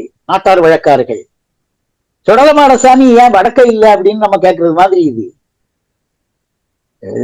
சுடலமாடசாமின்னா இந்த பகுதி தெய்வம். அது ஐயனார்னா அது கொஞ்சம் பரவலான தெய்வம். அதே நேரத்துல வல்லரக்கன் அப்படின்னு வந்துட்டா அது வேற ஒரு இது. முப்படாதி அம்மன் கதை அப்படின்னு சொன்னா அது வேற ஒரு வகை. இப்படி வில்லுப்பாட்டுலங்கிறது அது ஒரு குறிப்பிட்ட பகுதி சார்ந்தது அப்படிங்கிறது. அந்த பகுதியினுடைய தன்மை அதில் காணப்படும். ஏன்னா வட தமிழ்நாட்டுல தெருக்கூத்து, கொங்கு பகுதியில உடுக்கடி பாட்டு, திருச்சியிலையும் உடுக்கடி பாட்டு, காத்தவராயன் கதை. இந்த மாதிரி கொங்கு பிரதேசத்துல வந்து உடுக்கடி பாட்டுல அண்ணன்மார் சுவாமி கதை பாடுறாங்க, தெய்வத்தினுடைய கதை. இந்த மாதிரிப்பட்ட விஷயங்கள் எல்லாவற்றையும் பேராசிரியர் குறிப்பிடுகிறார். அடுத்தது இந்த ஒரு சில சின்ன விஷயங்களையும் சொல்றார். அதாவது இந்துத்துவ அம்பேத்கர் என்பதை இப்ப போக்கஸ் பண்ணாங்களே, அதை என்ன செய்ய அப்படின்னு கேட்கிறாரு ஒருத்தர். அவர் பெரியார் மாதிரி இல்லை, கடவுள் நம்பிக்கை உள்ளவர். அதே நேரத்துல நான் இந்துவாக பிறந்தேன், ஆனால் இறக்கும் போது இந்துவாக இறக்க மாட்டேன் அப்படின்னு அவர் சொன்னவர். தீண்டாமையினுடைய ஊற்றுக்கண் இந்து மதம் என்பதை அழுத்தி சொன்னவர். அப்ப எப்படி இந்துத்துவ அம்பேத்கர் வருவாரு என்ற கேள்வியும் பேராசிரியர் திருப்பி கேட்கிறார். அப்புறமா நாட்டார் தெய்வங்களை இந்து சமயத்தை சார்ந்த தெய்வம்னு சொல்றாங்களே அப்படின்னு கேட்டா, நாட்டார் தெய்வம் தான். இதை இந்துத்துவவாதிகள் என்ன செய்யறாங்க அப்படின்னு சொன்னா, விளக்கு பூஜை, பெண் தெய்வம் கோயில்களாக இருந்தால் விளக்கு பூஜை போன்றவற்றை ஏற்படுத்துவது. அந்த நாட்டார் தெய்வங்கள் திறந்த வெளியில் இருக்குது, அதனால அதுக்கு ஒரு சின்ன கட்டடம் கட்டுவோம்னு முதல்ல சொல்லி அதுக்கு ஒரு சின்ன கோபுரத்தை ஏற்பாடு செய்து அதற்கு ஒரு கலசத்தை வைத்து கும்பாபிஷேகம், குடமுழுக்குன்னு கூட சொல்ல மாட்டாங்க, கும்பாபிஷேகத்தை நடத்தி வருவது. ஆனா இந்த கோயிலை பிரதிஷ்டை செய்ய வரக்கூடியவர்கள் காலில பட்டு துணியை கட்டிட்டு வர்றாங்க. ஏனென்றால் அது ஒடுக்கப்பட்டவர்கள் வைத்திருக்கக்கூடிய கோயில். அந்த கோயில் அந்த தெருவில் நடக்கும் அப்படின்னு சொன்னா பட்டு துணியை கட்டிக்கிட்டு வந்தவங்க எல்லாம் இருக்காங்க. இவரு சங்கரமடத்து சாமியார் அப்படிதான் வந்தாரு. இதெல்லாம் நமக்கு தெரியும். இந்த மாதிரிப்பட்ட விஷயங்கள் எல்லாவற்றையும் சொல்கிறார். அடுத்தது நாட்டார் வழக்காறுகளை பயன்படுத்தி படைப்பிலக்கியங்கள் எழுதியிருக்கவர்களை பற்றியும் கேட்கிறாரு. அதுக்கு நீலபத்மநாபன் தொடங்கி கீரா தீயமுத்து, அதே மாதிரி கண்மணி குணசேகரன், சு தமிழ்ச்செல்வி, பா ஜெயபிரகாசம், பூமணி, ஆர் சண்முக சுந்தரம் போன்றவர்களை எல்லாம் பேராசிரியர் கூறுகிறார். இது ஒரு பகுதி. அடுத்ததெல்லாம் சின்ன பேட்டிகள் தான், அதனாலதான் நான் அதை கொஞ்சம் டைம் கொடுத்தேன். அது கொஞ்சம் போக்லோரை மையப்படுத்தியது. அடுத்தது வி.எஸ். சரவணன் அவர்கள் வந்து கேட்கிற சில விஷயங்களுக்கு பேராசிரியர் பதில் சொல்கிறார். அதுல ஒரு முக்கியமான கேள்வி என்ன அப்படின்னு சொன்னா, உங்களின் ஆய்வு பயணத்தில் எதிர்பாராமல் கிடைத்த வியக்க வைத்த தகவல் எதுன்னு ஒரு கேள்வி. பேராசிரியர் கள ஆய்வு செய்து தான் எழுதுவார். அவர்கிட்ட கள ஆய்வு செய்த மெட்டீரியல் இன்னும் அவர்கிட்ட இருக்கு, ஏராளமா எழுதலாம். ஆனா கிராஸ் ரெஃபரன்ஸுக்கு வந்து அவருக்கு போக இயலவில்லை. மற்றபடி கலாய்வு செய்து இவற்றையெல்லாம் எழுதலாம் என்கின்ற தீர்மானத்தோடு அவர் இருக்கிறார். அதுல ஒரு முக்கியமானது என்ன அப்படின்னு சொன்னா, நெல்லை, தூத்துக்குடி, குமரி மாவட்டங்கள்ல நாட்டார் தெய்வ கோயில்கள்ல, அதுல அம்மன் கோயில்கள்ல மதுக்கொடை அப்படின்னு ஒண்ணு நடக்கும், அல்லது மது ஊட்டு அப்படிம்பாங்க. அந்த என்னது, நெல்ல பச்சை நெல்லு, அந்த நெல்லை இடித்து செய்யக்கூடிய ஒரு பீர், அதான் மதுக்கொடை. மதுக்கொடை பற்றி பேராசிரியர் ஒரு கட்டுரை எழுதியிருக்கார். அந்த கட்டுரைக்காக தரவுகள் சேகரிக்கும் போது அவருடைய மாணவர், எனக்கும் மாணவர் அரிராமன் ஒருத்தன் இறந்துட்டான். அரிராமன் வந்து மதுக்கொடை தயாரிக்கிறதுக்கு அந்த கூடிய இடத்துக்கு கூட்டிட்டு போயிருக்காப்ல, அந்த தயாரிக்கக்கூடிய ஆளை பார்க்க. இப்ப அவர்கிட்ட பேட்டி கண்டவன் அவர் முதல்ல வந்து என்ன சொன்னாருன்னா, நான் வந்து எப்படி செய்யறதுன்னு சொல்ல மாட்டேன், அது ரகசியம் அப்படின்ட்டார். பேராசிரியருக்கு ஏமாற்றமா இருக்கு. அப்ப அவர்கிட்ட பேசினத பேராசிரியர் அப்போ வந்து இது கேசட் ரெக்கார்டர், அதுல டேப் ரெக்கார்டர், அதுல வந்து பேசினதை போட்டு காட்டின உடனே அது அவருக்கு கேட்டவுடனே நான் பேசுனதே எனக்கு அது பதிஞ்சு வச்சுட்டு திருப்பி நமக்கு சொல்லுது அப்படின்ட்டு அவர் குஷியில எப்படி தயாரிக்கிறது அப்படிங்கிற ரகசியத்தையும் சொல்லிட்டார். இத பேராசிரியர் குறிப்பிட்டு காட்டுறார். அதுல என்ன அப்படின்னு சொன்னா, பீர் தயாரிக்கிறதுக்கு முளைவிடல், மாவாக்கல், வேக வைத்தல், நொதிக்க வைத்தல், இந்த 4 ப்ராசஸ். அந்த மதுவை குடிச்சிருக்கேன், எப்படி இருக்கும்னு எனக்கு தெரியும். அது நெல்லுல செய்யக்கூடிய மது. அது என்ன செய்யும், அந்த கோயில்ல சாம்பிராணி புகையெல்லாம் போட்டு அடியில தீயெல்லாம் போட வேண்டாம், அதை நல்லா புளிக்க வச்சு வச்சிருப்பாங்க. அது இந்த சாம்பிராணி புகையெல்லாம் போடுவாங்க. கொஞ்ச நேரத்துல அப்படி மது அப்படி பொங்கி வரும். அந்த பொங்கி வந்தா அந்த வருஷம் செழிப்புன்னு அர்த்தம். பொங்கல்ல அப்படின்னு சொன்னா செழிப்பு இல்லைன்னு அர்த்தம். மக்கள் ரொம்ப ஆர்வத்தோடு அதை பார்த்துட்டு இருப்பாங்க. அது பொங்கி வடிஞ்சு இந்த பொங்கல்ல நம்ம பானையில பொங்கல் வழிகிறது மாதிரி வழியும், இந்த தண்ணீர் வழிகிறது மாதிரி. அதுக்கப்புறம் அதை எடுத்து பிரசாதமா கொடுப்பாங்க. அது நாக்குல பட்டா விறுவிறுப்பா இருக்கும். நல்ல இளநீ எல்லாம் குடிச்ச நாக்குல ஒரு விறுவிறுப்பு வரும். அதே மாதிரி ஒரு விறுவிறுப்போடு இருக்கக்கூடிய புளித்த காடி அது. அந்த இதை செய்யறத பத்தி அந்த கிடைத்த தகவலை பெரிய ஆச்சரியத்தோடு பேராசிரியர் கூறுகிறார்.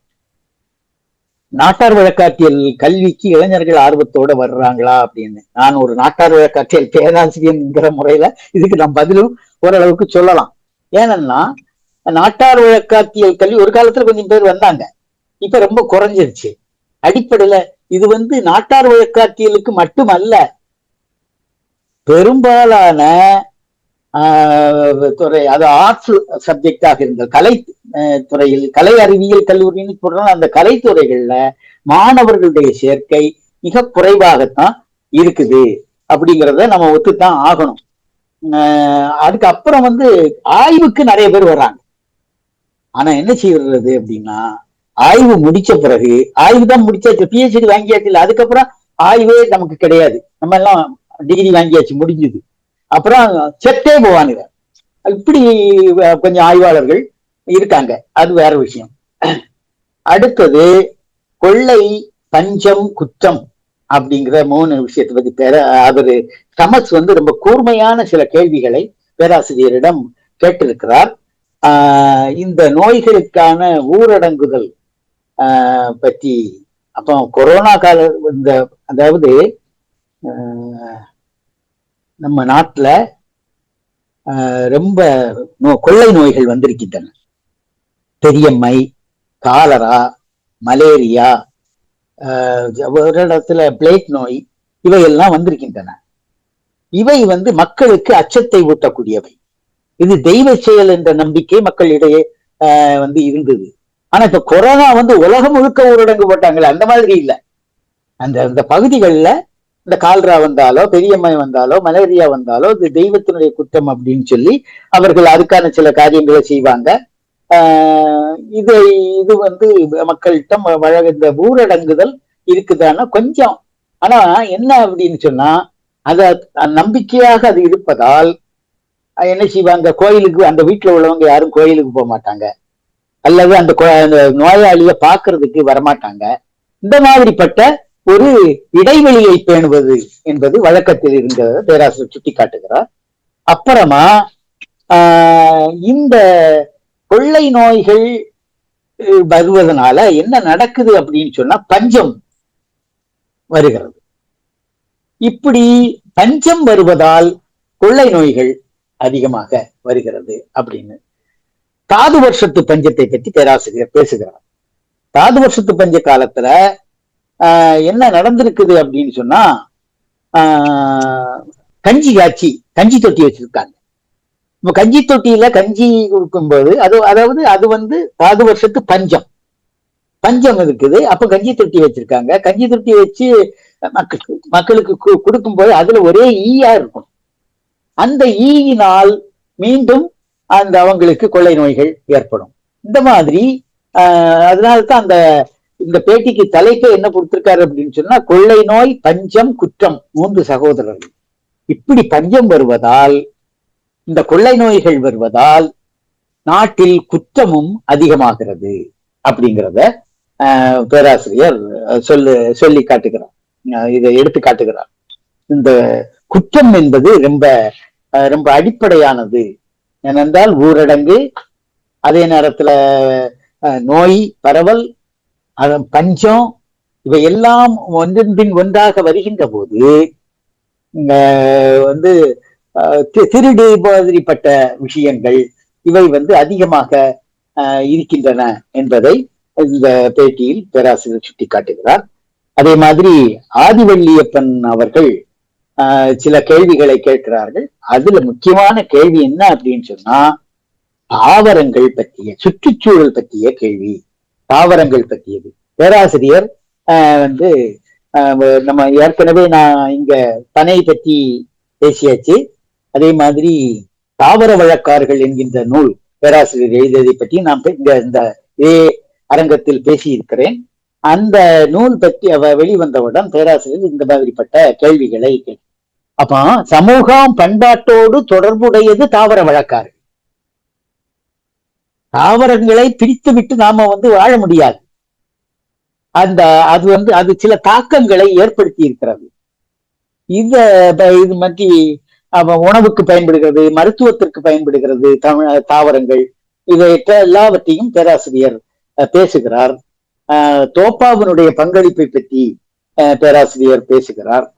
அப்போ இதுல முக்கியமானது என்ன அப்படின்னு சொன்னா, இந்த தாவரங்கள்ல பயன்படுத்துறதுல தாவரங்கள் இருந்து கிடைக்கக்கூடிய பொருட்களை பயன்படுத்துவதிலேயே அரசியல் இருக்கு.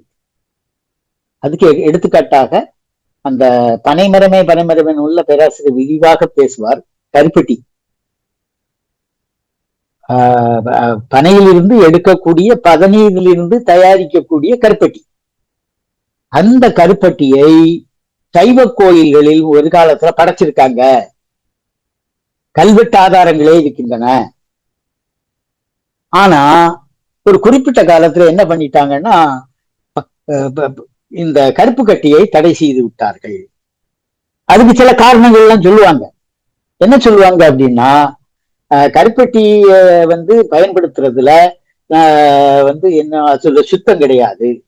ஏனென்றால் அது அவர்களை பொறுத்தவரையில தீண்டத்தகாத சாதியினர், அவர்களை பொறுத்தவரையில அவளை பொறுத்தவரையில அவர்கள் வந்து தயாரிக்கிறது.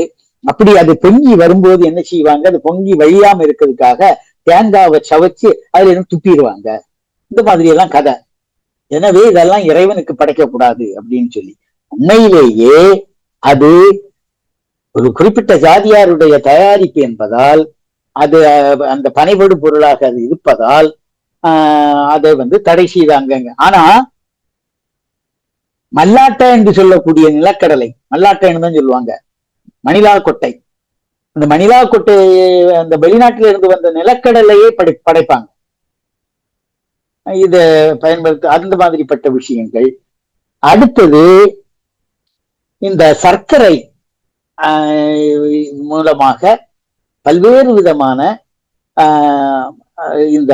இந்த ஆதிக்கவாதிகள் அல்லது காலனியவாதிகள் அவர்கள் வந்து நம்ம நாட்டு சர்க்கரையை வந்து தொழிற்சாலை போல அவர்கள் கரும்பு பயிரிடலை செய்ததை பற்றி பேசுகிறார். பருத்தியை பற்றி பேசுகிறார். அவர்கள் போட்ட பருத்தி வந்து நம்ம நாட்டு பருத்தி இல்ல, அது வந்து வேறொரு வகையான பருத்தி. அதுக்கு வானம் பார்த்த பூமியில் பயிராகக்கூடிய பருத்தி அல்ல. அந்த மாதிரிப்பட்ட பருத்திகளை பயிரிடுவதற்கு ஏற்ற ஒரு மண் வளம் இங்கு இருந்ததால் அதை செய்தது. இந்த மாதிரிப்பட்ட விஷயங்கள் எல்லாத்தையும் இதெல்லாம் நாட்டார் வழக்காறுகள்ல சேர்ந்தது. நாட்டார் வழக்காற்றியல்ல பொருள்சார் பண்பாடு என்கின்ற ஒரு பகுதி வந்து ரொம்ப முக்கியமானது. எப்படி கதைகள் முக்கியமோ, எப்படி வாய்மொழி வழக்காறுகள் முக்கியமோ, அதுபோல பொருள்சார் பண்பாடு என்பவை ரொம்ப முக்கியமானது என்பதை பேராசிரியர் சுட்டிக்காட்டுவதற்காக அதுக்கப்புறம் நம்முடைய சுற்றுச்சூழல் தாவரங்கள் குறித்த அறிவு என்பது நமக்கு வேண்டும் என்பது பற்றி பல்வேறு விஷயங்களை பேராசிரியர் பேசுகிறார். அந்த இடத்துல ஒரு கேள்வி கேட்கப்படுகிறது. என்ன அப்படின்னு சொன்னா, இடதுசாரி கோட்பாடுகள் இந்திய பின்னணியில் தாவரங்கள், சுற்றுச்சூழல் பேணல் உள்ளிட்டவற்றில் போதிய கவனம் செலுத்தி உள்ளார்களா அப்படிங்கிற ஒரு கேள்வி. அதுக்கு பேராசிரியர் மிக அற்புதமாக வரலாற்று பொருள் முதல்வாதம் குறித்து எழுதும் போது, இயற்கையுடன் மனித இனம் போராடுவது குறித்து ஏங்கல்ஸ் எழுதியிருக்கிறார். அதே நேரம் அது எல்லைக்கு உட்பட்ட போராட்டம் தான் என்பதை அவரே சுட்டிக்காட்டுகிறார். இயற்கையோடு போராடுவதுன்னு இயற்கையே கபலீகரம் செய்யக்கூடிய ஒரு முறைதான் இப்போ இருக்கு. இந்த இயற்கை இல்லைன்னாலே நமக்கு சிக்கல் தான். அதை கூட உணராமல் மலைகளை காலி பண்றது, பெரிய கட்டடங்களை கட்டுவதற்காக வயல்வெளிகளை காலி செய்வது, இவையெல்லாம் இங்கு நடைபெற்று கொண்டது. பேராசிரியர் அதை இயற்கையோடு போராடுவதுன்னா ஆதி காலத்துல இயற்கையை பயன்படுத்தி கொள்ளுதல், அதுதான் அந்த போராட்டம் என்பது. அதே மாதிரி இங்க இடதுசாரிகள் சூழலியல் மார்க்சியத்தை நேரடியாக அவர்கள் பேசவில்லை. அதே நேரத்துல விளைநிலங்களில் எண்ணெய் குழாய் பதித்தல், உயரெழுத்த மின்கோபுரங்கள் நடுதல், வயல்களை விரைவு சாலைகளாக மாற்றுதல், மணல் கொள்ளை, காடழிப்பு, ஆறுகளை அசுத்தப்படுத்துதல், வேதி உரம், பூச்சிக்கொல்லி பயன்பாடு, மரபணு மாற்றப்பட்ட பயிர் போன்றவற்றை எளிய மக்கள் எதிர்ப்பதைப் போலவே அமைப்பு சார்ந்து பொது உடைமைவாதிகளும் எதிர்க்கிறார்கள். மக்களிடம் இருந்து கற்றுக்கொள்வோம் என்று லெனின் இதைத்தான் கூறினார் என்று மிக அழுத்தமாக பேராசிரியர் ராசி அவர்கள் கூறுகிறாருங்கிறது ரொம்ப முக்கியமானது. அடுத்தது தாவரங்களை கொண்டு வரலாற்றை நம்ம எப்படி கட்டமைக்கலாம்ங்கிறதுக்கு பல எடுத்துக்காட்டுகள். இது ஏ சண்முகானந்தம் அவர்களுடைய நேர்காணல். அந்த இதுல நீர் மேலாண்மை பற்றி உள்ள உரையாடல்கள், சங்க இலக்கியங்கள் காணப்படுவதை பேராசிரியர் எடுத்துக்காட்டுகிறார். மக்களுக்கு அது குறித்த விழிப்புணர்வு இருந்தது என்பதை ஏராளமான நாட்டார் வழக்காறுகளை கொண்டு அவர் விளக்குகிறார். அதே மாதிரி அந்த நாட்டார் வழக்காற்றியல் பார்வையில பருத்தி, ஏலக்காய், மஞ்சனத்தி ஆகிய நூல்கள் பற்றி எல்லாம் பேராசிரியர் எழுதியிருக்கிறார். அது பற்றி நான் தாவர வழக்காறுகள் பற்றிய பேசுகின்ற போது விரிவாக பேசியிருக்கிறேன். மார்க்சியத்தில் பொருள் முதல்வாதம் பற்றி நம்ம பேசுறோம். பொருள் என்று பார்க்கும்போது அதில் நிறைய விஷயங்கள் அடங்கி விடுகின்றன. அந்த பொருளை வைத்துக்கொண்டு வரலாற்றை கட்டமைக்க வேண்டும். வரலாற்றை நாட்டார் வழக்காறுகள் வரலாற்றை கட்டமைப்பதற்கு எவ்வாறு பயன்படுகின்றன? வாய்மொழி வழக்காறுகள் வரலாற்றை கட்டமைப்பதற்கு, வாய்மொழி வரலாற்று செய்திகள் அவை கற்பனையாக இருந்தாலும் வரலாற்றை கட்டமைப்பதற்கு பயன்படுகின்றன என்பது போல பொருள்சார் மக்களிடம் வழக்கத்தில் அவர்களுடைய பயன்படுத்தக்கூடிய புழங்கு பொருட்கள் ஏராளமான வரலாறுகளை உள்ளடக்கி வைத்திருக்கின்றன. அந்த வரலாற்றுக்களை நாம் எடுத்து காட்ட வேண்டும் அப்படிங்கிறத மிக அற்புதமாக பல கேள்விகளுக்கு விடையாக அவர் தருகிறார். அதே நேரத்துல வெளிநாட்டிலிருந்து அறிமுகப்படுத்தப்பட்ட சில பொருட்களின் சில பயிர்களின் வாயிலாக நமது இண்டிஜினஸ் பயிர்கள் எவ்வாறு அழிக்கப்பட்டிருக்கின்றன என்பதை பற்றியும் பேராசிரியர் எடுத்து காட்டுகிறார். அதே மாதிரி ஒவ்வொரு பகுதிக்கு ஏற்ற வகையில் இந்த பொருட்கள் செய்வதற்கு இந்த துடைப்பம் செய்வதிலிருந்தே ஆரம்பிக்கலாம். துடைப்பம், பல்வேறு வகையான துடைப்பங்கள் பற்றி எல்லாம் பேராசிரியர் இதுல பேசுகிறார். அடுத்ததாக சில குலக்குறிகள் பற்றியும், குலக்குறி அப்படின்னு சொன்னா ஒரு குறிப்பிட்ட இனக்குழு தனக்கே உரிய ஒரு விலங்கினுடையோ அல்லது ஒரு பொருளையோ அல்லது ஒரு தாவரத்தையோ அல்லது ஒரு தாவரம் அல்லது மரம், பெரிய மரத்தையோ அவர்கள் தனது குலக்குறியாக கொண்டிருப்பார்கள். அதை பற்றி பேசுகின்ற இடத்துல கொங்கு வேளாளர்களுடைய இருக்கக்கூடிய கூட்டம் அப்படின்னு சொல்லக்கூடிய அது ஒரு உட்பிரிவு. அது பிராமணர்களுடைய கோத்திரம் போன்றது.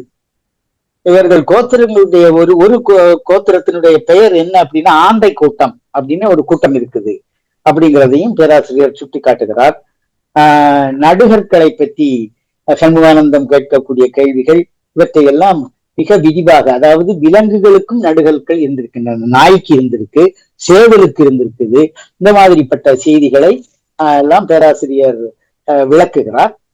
அடுத்தது தல மரங்கள் பற்றி பேசக்கூடியது.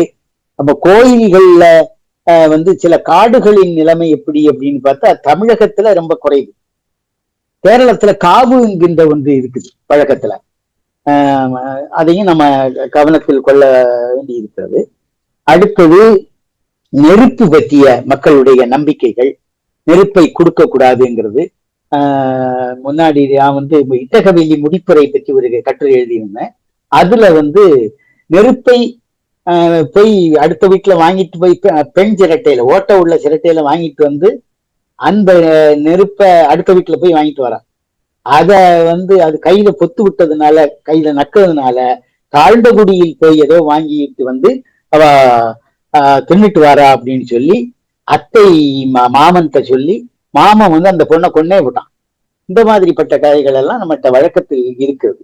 கடைசியில கார்ல் மார்க்ஸ் பற்றி திரும்ப திரும்ப சொல்லக்கூடிய குற்றச்சாட்டு ஒன்று உண்டு. அவருக்கு சூழலியல் சார்ந்த பார்வை கிடையாது என்பது குறித்து இப்படி ஒரு கேள்வியை சண்முகானந்தம் கேட்கிறார். பேராசிரியர் சொல்லாரு, அவருக்கு மட்டுமல்ல, சூழலியல் சார்ந்த பார்வை அப்போது யாருக்கும் கிடையாது. மார்க்ஸை தாக்குவதற்காக சில கருத்துக்களை கண்டுபிடிப்பார்கள். வளர்ச்சி நோக்கம் பற்றி பார்க்கும்போது இதை அப்போது பார்த்திருக்க வாய்ப்பு இல்லை. இப்போது இதை வைத்துக்கொண்டு மார்க்ஸை தாக்க பயன்படுத்துகிறார்கள் அப்படிங்கிற விஷயத்தையும் பேராசிரியர் கூர்மையாக சொல்கிறார். அப்புறமா செவ்வியல் இலக்கியத்திற்கு நீண்ட வரலாறு இருப்பது போல நாட்டார் வழக்காறுகளையும் மக்களுடைய வாயிலிருந்து பெறப்படக்கூடியவை அல்லது மக்களுடைய செய்கையில் இருந்து பெறப்படக்கூடியவை, மக்களிடம் உள்ள நம்பிக்கையின் அடிப்படையில் நமக்கு கிடைக்கின்றன. இவை எல்லாவற்றையும் நாம் கணக்கில் எடுத்துக்கொண்டு நாட்டார் வழக்காறுகளை உள்வாங்கி அவற்றை நம்ம ஆய்வு பொருளாக கொண்டு வருகின்ற போது செவ்வியல் இலக்கியத்திற்கான நீண்ட வரலாறு இருப்பது போல நாட்டார் வழக்காட்டியலுக்கும் ஒரு பெரிய பாரம்பரியம் உண்டு என்று பேராசிரியர் சொல்கிறார். இதை வைத்துக் கொண்டு நாம மொத்தமாக பார்க்கும்போது பேராசிரியருடைய இந்த பண்பாடு முதல் காட்டுயிர் வரை என்கின்ற இந்த நூலை பார்க்கும்போது நாட்டார் வழக்காட்டியலர் பற்றிய ஒரு நாட்டார் வழக்காட்டியல் எப்படி இருக்க வேண்டும், ஒரு நாட்டார் வழக்காட்டியலர், தமிழ் நாட்டார் வழக்காட்டியலருக்கு தமிழகத்தை பற்றியுள்ள ஓர்மை, தமிழகத்தை பற்றி இருக்கக்கூடிய தமிழக வரலாற்றை எழுதுவதற்கு நாட்டார் வழக்காறுகளை எவ்வாறு பயன்படுத்தலாம், அதற்கு எவ்வளவற்றையெல்லாம் நாம உற்று கவனிக்க வேண்டி இருக்கிறது என்பதை இந்த சிறிய நூல் மூலமாக பேராசிரியர் வெளிப்படுத்துகிறார். நன்றி, வணக்கம். கொஞ்சம் ஒரு 10-15 நிமிஷம் கூட போயிட்டுன்னு நினைக்கிறேன். கங்கா அப்பவே ஸ்கிரீனுக்கு வந்துட்டாரு. நன்றி. நன்றி அண்ணா. அன்பார்ந்த தோழமைகளை, பேராசிரியர் ஆசி அவர்களுடைய பண்பாடு முதல் காட்டுயிர் வரை என்ற நூலை முன்வைத்து அண்ணன் ராமச்சந்திரன் அவர்கள் ஒரு அருமையான உரையை நமக்கு தந்திருக்கின்றார்கள். பேராசிரியர் ஆசி அவர்கள் பண்பாடு, நாட்டார் பழக்க வழக்கங்கள், நாட்டார் தெய்வ வழிபாடல்கள், நாட்டார் பண்பாட்டு வாழ்க்கை நெறிமுறைகள், அவர்களுடைய பிறப்பு முதல் இறப்பு வரை உள்ள நிகழ்வுகள் எல்லாவற்றையும் கூர்மையாகவும் எடுத்துரைத்து உரையின் மீதான கேள்விகள் அல்லது விளக்கங்களை கேட்குமாறு தோழர்களை அன்போடு அழைக்கின்றேன்.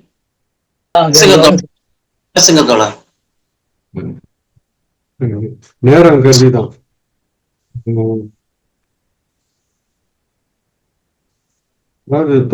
ஒரே நிமிஷம்.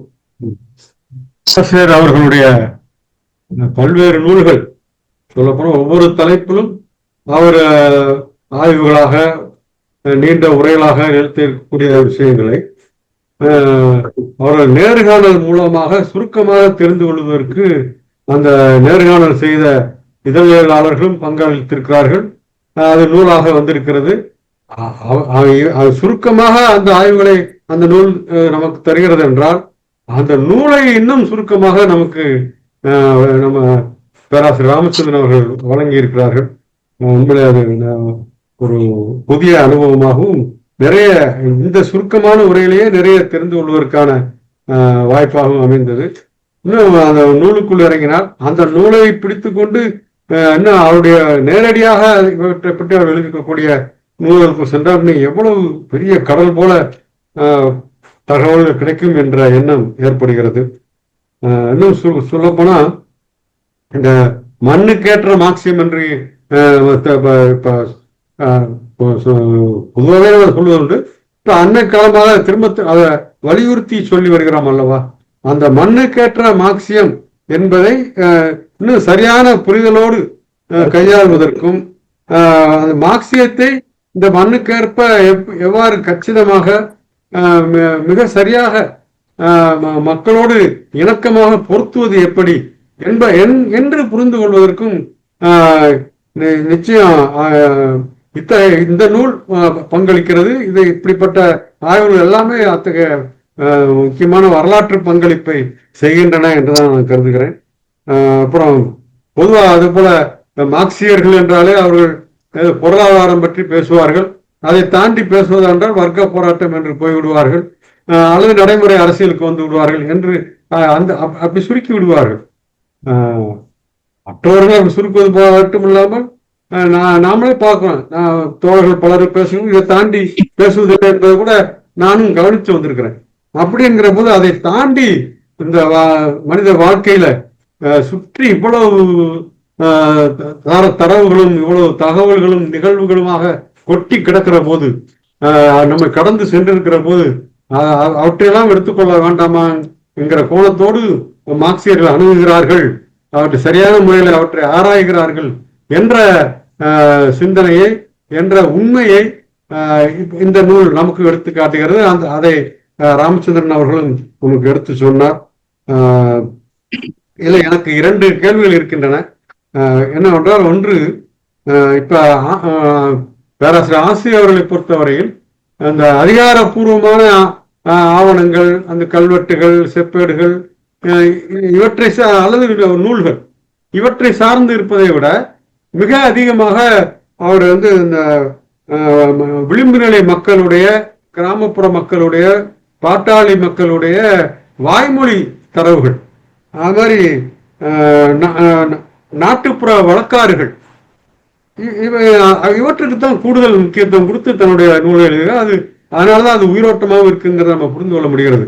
ஆனா அதே நேரத்துல ஒரு வரலாற்று ஆய்வாளர் என்ற முறையில இந்த தரவுகள் எளிய மக்கள் கொடுக்கின்ற அவர்கள் நினைவில் இருந்து, அவருடைய புழக்கத்திலிருந்து கொடுக்கிற அந்த தரவுகளை சரிபார்ப்பதற்கு எப்படிப்பட்ட அணுகுமுறைகளை பேராசிரியர்கள் மேற்கொள்கிறார் என்று தெரிந்து கொள்ள விரும்புகிறேன்.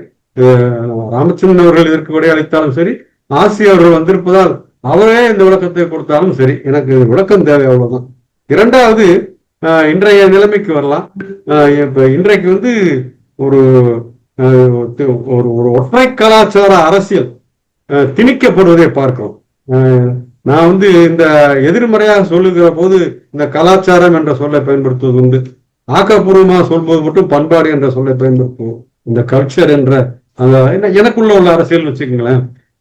அந்த வகையில் அந்த ஒற்றை கலாச்சார திணிப்பு என்பது இன்றைக்கு அந்த அரசியல் நடந்து கொண்டிருக்கிற சூழலில் அதை எதிர்கொள்ளவும் எதிர்த்து தள்ளவும் இந்த ஆய்வுகள் எந்த வகையில் பயன்படும் என்று ராமச்சந்திரன் அவர்கள் கருதுகிறார் என்று தெரிந்து கொள்ள வருகிறது.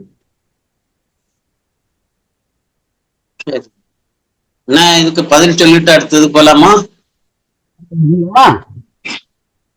சரி, நம்ம பேசுறது சரிண்ணா.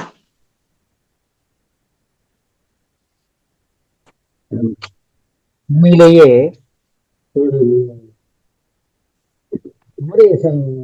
கேட்கக்கூடிய கேள்விகள் ரொம்ப அடிப்படையான கேள்விகள், ரொம்ப முக்கியமான கேள்விகளும் கூட. பண்பாட்டாய் இடதுசாரி பண்பாட்டு ஆய்வாளர்கள் மிக முக்கியமாக எடுக்க வேண்டிய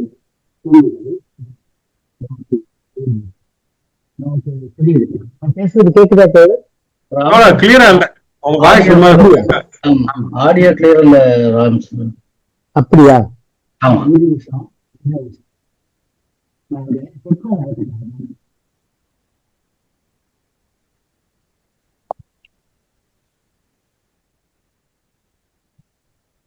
இப்ப கேக்குதா?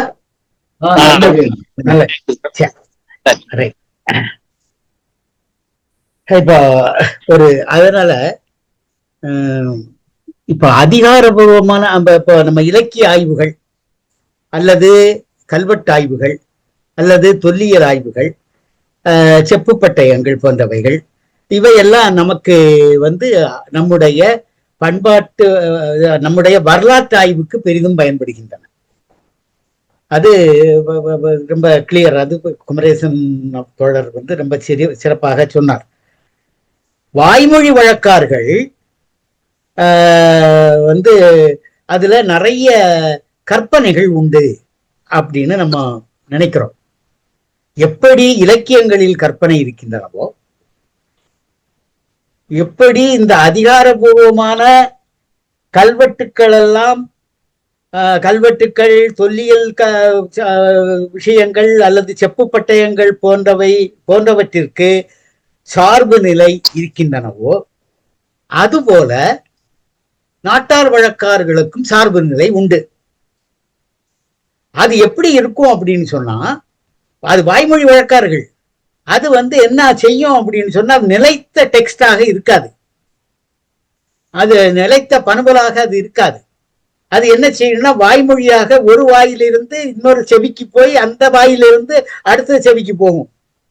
அப்படி போகும்போது அது பல்வேறு விதமான பண்பாட்டு கூறுகளை அதை வெளிப்படுத்துபவர்களுடைய சார்பு நிலை இவற்றிற்கெல்லாம் ஏற்றவாறு மாறிக்கொண்டே இருக்கும். அப்படி அது மாறுவதற்கு சமூக பண்பாட்டு காரணம் உண்டு. அதன் அடிப்படையில் தான் அது மாறும். இப்ப எடுத்துக்காட்டா பேராசிரியர் நாவா முத்துப்பட்டன் கதையை ஆய்வு செய்கிற போது அவருக்கு ஒரு சந்தேகம் வந்தது. அதுல இருக்கக்கூடிய அதுல 2 பெண்கள் வர்றாங்க. முத்துப்பட்டன் திருமணம் செய்யக்கூடிய 2 பெண்கள். அந்த 2 பெண்களும் அருந்ததியர் குலத்தை சார்ந்தவர்கள். அருந்ததியர் குலத்தை சார்ந்தவர்கள் பிராமணர் திருமணம் செய்வதை பற்றி எப்படி இந்த கதையை வில்லுப்பாட்டுல நிகழ்த்துறதுங்கிறது ஒரு கொஞ்ச காலமா நிகழ்த்தினாங்க. அப்புறமா உயர் சாதிக்காரர்கள் அது ஒரு பிரச்சனையா கொண்டு வர்றாங்க. அப்போ பேராசிரியர் முத்துப்புலவர் என்ற ஒரு வில்லுப்பாட்டுக்காரரை அணுகி அம்பாசமுத்திரத்துல போய் பேட்டி எடுக்கிறார். அந்த கதையை அம்பையில் நிகழ்த்தும் பொழுதுதான் அந்த பிரச்சனை வந்தது. அப்போ அந்த கதையை அவர் என்ன செய்யறாரு அப்படின்னு சொன்னா, கதையை கொஞ்சம் மாத்துறார். இந்த 2 பெண்களும் உண்மையிலேயே ஒரு பிராமண பெண்கள் தான். ஆனா என்ன அப்படின்னு சொன்னா, முறையற்று பிறந்தவர்கள் என்கின்ற ஒரு சந்தேகம் பொதுமக்களுக்கு வரும் என்ற காரணத்தால் அந்த 2 பெண்களையும் ஆத்தாங்கரையில கொண்டு போட்டுட்டு வந்துட்டாங்க. அந்த 2 பெண் குழந்தைகளையும் பாலப்பழகடை என்கின்ற அருந்ததியர் குலத்தை சார்ந்த ஒருவர் எடுத்துக்கொண்டு போய் வளர்க்கிறாரு. அதனால இவர்களுடைய பிறப்பு என்பது பிராமண பிறப்பு தான், வளர்ப்பு தான் அருந்ததியர் வளர்ப்பு. அதனால இந்த 2 பேரும் கல்யாணம் பண்றதுல சிக்கல் வரல முத்துப்பட்டன். அப்போ ஒரு தேவை வருகின்ற போது ஒரு வில்லுப்பாட்டு கதையையே இவ்வாறு மாற்றுகிறார்கள். மதுரை வீரன் கதை அதுதான்.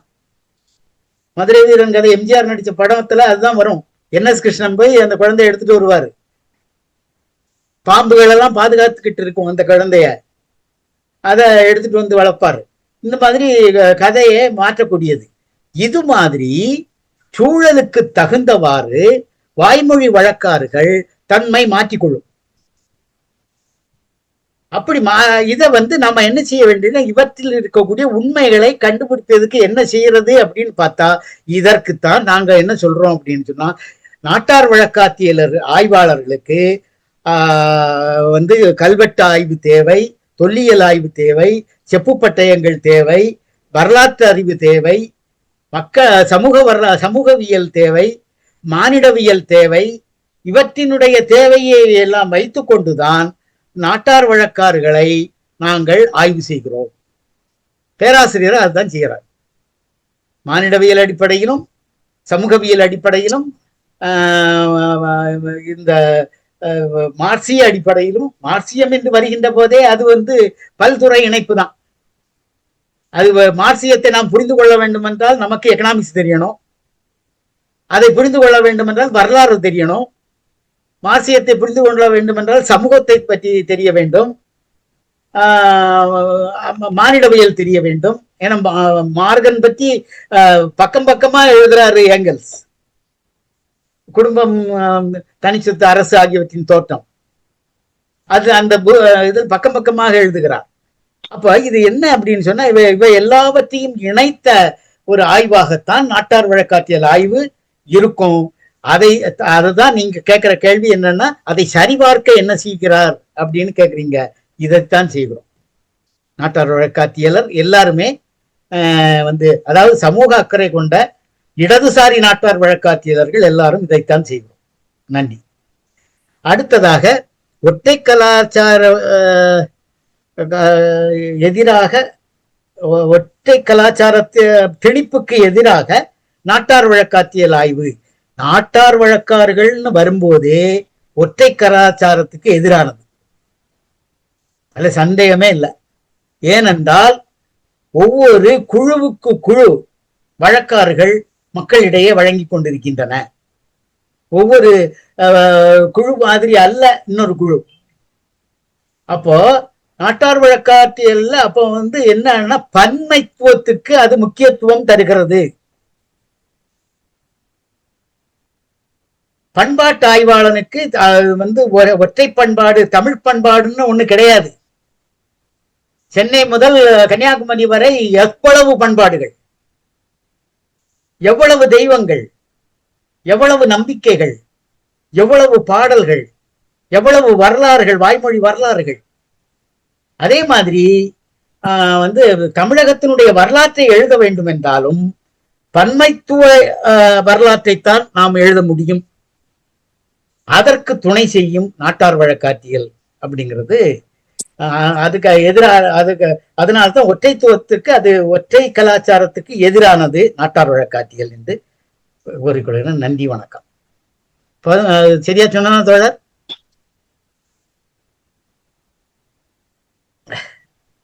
சிறப்பு சிறப்பு, சரியான. ஐயா, நான் 2 விஷயம் சொல்லுகிறேன். சொல்லுங்க ஐயா. அதாவது முதல் விஷயம், எனக்கு இந்த மாதிரி மீட்டிங்லாம் அவங்க மாதிரி அறிஞர்கிட்ட கலந்து அவங்க பேசுறது கேட்கறதுலாம் ரொம்ப ரொம்ப புதுமையானது. இப்ப நீங்க பேசுற விஷயங்களை பார்க்கும்போது நான் எந்த அளவுக்கு பின்தங்கி, என்ன பொறுத்தளவு பின்தங்கி இருக்கேன்னு ரொம்ப புரிஞ்சுட்டேன். நீங்க சொன்னதுல எனக்கு ரொம்ப முக்கியமா தெரிஞ்ச விஷயம், அந்த தெரியாத விஷயம், இந்த அட்டவணை சாதி, அதாவது விளிம்புநிலை மக்கள் சொல்றோம், தாழ்த்தப்பட்டவர்கள் அந்த மாதிரி சொல்றோம், அவங்க மக்கள், அவங்க தொடர்பான ஒண்ணு. அவங்க இடங்களுக்கு இந்த பிராமணர் போறப்ப, வழிபாட்டு இடங்களுக்கு போறப்ப காலில் பட்டு துணி கட்டிட்டு போவாங்கன்னு சொல்லியிருக்கீங்க. அது எனக்கு புதுமையான விஷயம். அதே பிராமணர்கள் பட்டு துணி கட்டிட்டு போறவங்க அடுத்து சும்மா இருக்க மாட்டாங்க, அந்த கோயிலை கைப்பற்றி கொள்வார்கள். நீங்க சொன்ன மாதிரி கோபுரம் எல்லாம் அமைச்சு கட்டிட்டு அந்த கோயில்களை தனக்கு சொந்தமா, தமக்கு சொந்தமா ஆக்கிட்டு அதுல உள்ள வருமானத்தை அவங்க பார்ப்பாங்க பிழைப்புக்காக. இது ஒண்ணு. அப்புறம் நீங்க சொன்ன விளக்கத்துல அழகா சொன்னீங்க, இந்த தீண்ட தகவல் ஆக்கப்பட்ட மக்கள்கிட்ட இருந்து அந்த தெய்வங்கள், அவங்க தெய்வங்களை வணங்குற தெய்வங்களை இந்த பிராமணர்கள் எப்படி மாத்துறாங்க அப்படிங்கிற அழகா சொன்னீங்க. அதெல்லாம் மதுரை வீரனை எடுத்துக்காட்ட சொன்னீங்க. அதுல இன்னொரு எடுத்துக்காட்டு நான் சொல்ல முடியும். வள்ளி, முருகன் வள்ளி கதை எடுத்தீங்கன்னா, இந்த பிராமணர்கள் வருவதற்கு முன்னாடியே இந்த முருகன் வள்ளி கதை ரொம்ப பிரபலம், அந்த தெய்வங்கள் ரொம்ப பிரபலம். ஆனா முருகன் வள்ளி 2 பேருமே, வள்ளி குறிப்பா வள்ளி எடுத்துட்டா அவங்க பழங்குடி மக்களை சேர்ந்தவங்க. பிராமணர் வரும்போது ஒரு பழங்குடி இனத்தை சேர்ந்த ஒரு பெண்ணை எப்படி தெய்வம் ஏத்துக்குவாங்க? அதுக்காக ஒரு கட்டுக்கதை விட்டு, அது விஷ்ணு முனிவரா தவம் பண்ணும்போது ஒரு மானை பார்த்து மோகித்து, அந்த மானை நம்ம லட்சுமி மானு உருவல் வந்ததாகவும் மோகித்து அதோட உடல் உருவு கொண்டு அந்த குழந்தை பிறந்ததாகவும், அதை கொண்டு வள்ளி கொடிகள்ல கீழே போட்டு அப்புறம் நம்பிரால் வளர்த்ததாகவும் அது ஒரு தெய்வ மகள் ஆக்கிட்டாங்க. இது எனக்கு தெரிஞ்ச விஷயங்க. ரொம்ப நன்றி, ரொம்ப நல்லா இருந்தது. இது போன்ற மீட்டிங் அடிக்கடி நான் கலந்துக்குன்னு ஆசைப்படுறேன். நன்றி மிஸ்டர் கங்கா அவர்களே. நன்றி, ரொம்ப சிறப்பா சொன்னீங்க. இந்த இது நடந்தது, அத நீங்க சொன்னீங்க இல்லையா, முதல்ல பட்டு துணியை கட்டிட்டு கோயிலுக்கு போவாங்க, அடுத்தாப்புல என்ன செய்திருவாங்க அப்படின்னு சொன்னா தெய்வத்தையே மாத்திடுவாங்க. வண்டி மலைச்சி அம்மன் ஒரு அம்மன் இருக்கு. வண்டி மலையனும் வண்டி மலைச்சியும் நீங்க பாபநாசம் அம்பை தாண்டின உடனே நீங்க பார்க்கலாம். அம்பை ஊருக்குள்ளேயே ஒரு பெரிய அம்பாசமுத்திரம் ஊருக்குள்ள ஒரு மிகப்பெரிய தெய்வம் இருக்கும். அது என்னன்னா படுத்திருக்கும் அந்த தெய்வம். அது வண்டி மலையனும் வண்டி மலையச்சியும். இதே மாதிரி தெய்வம் பல ஊர்கள்ல இருக்குது. எட்டயபுரம் மாதிரிப்பட்ட ஊர்கள்ல எல்லாம் இருக்கு.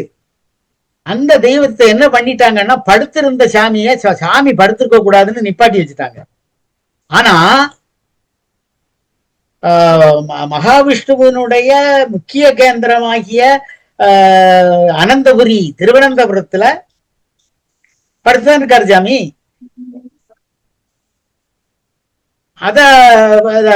இங்க நாட்டார் தெய்வங்களை நிப்பாட்டி வச்சு கல்ச்சலை அடிச்சு வச்சுட்டாங்க. இந்த மாதிரிப்பட்ட விஷயங்கள்லாம் நடக்குதுங்க. அது பெரிய மண் சிலை, மண் சுதையினால் செய்யப்பட்ட சிலை படுத்திருக்கும், பெருசா இருக்கும்.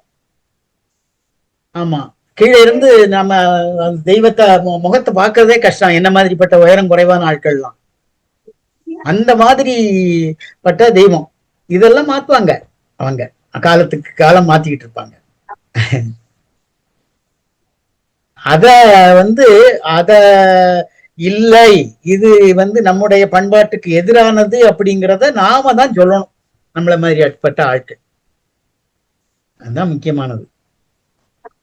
அதுக்காக தான் இந்த ஆய்வுகளை எல்லாம் பேராசிரியர் மாதிரிப்பட்டவங்க எழுதிட்டு இருக்காங்க.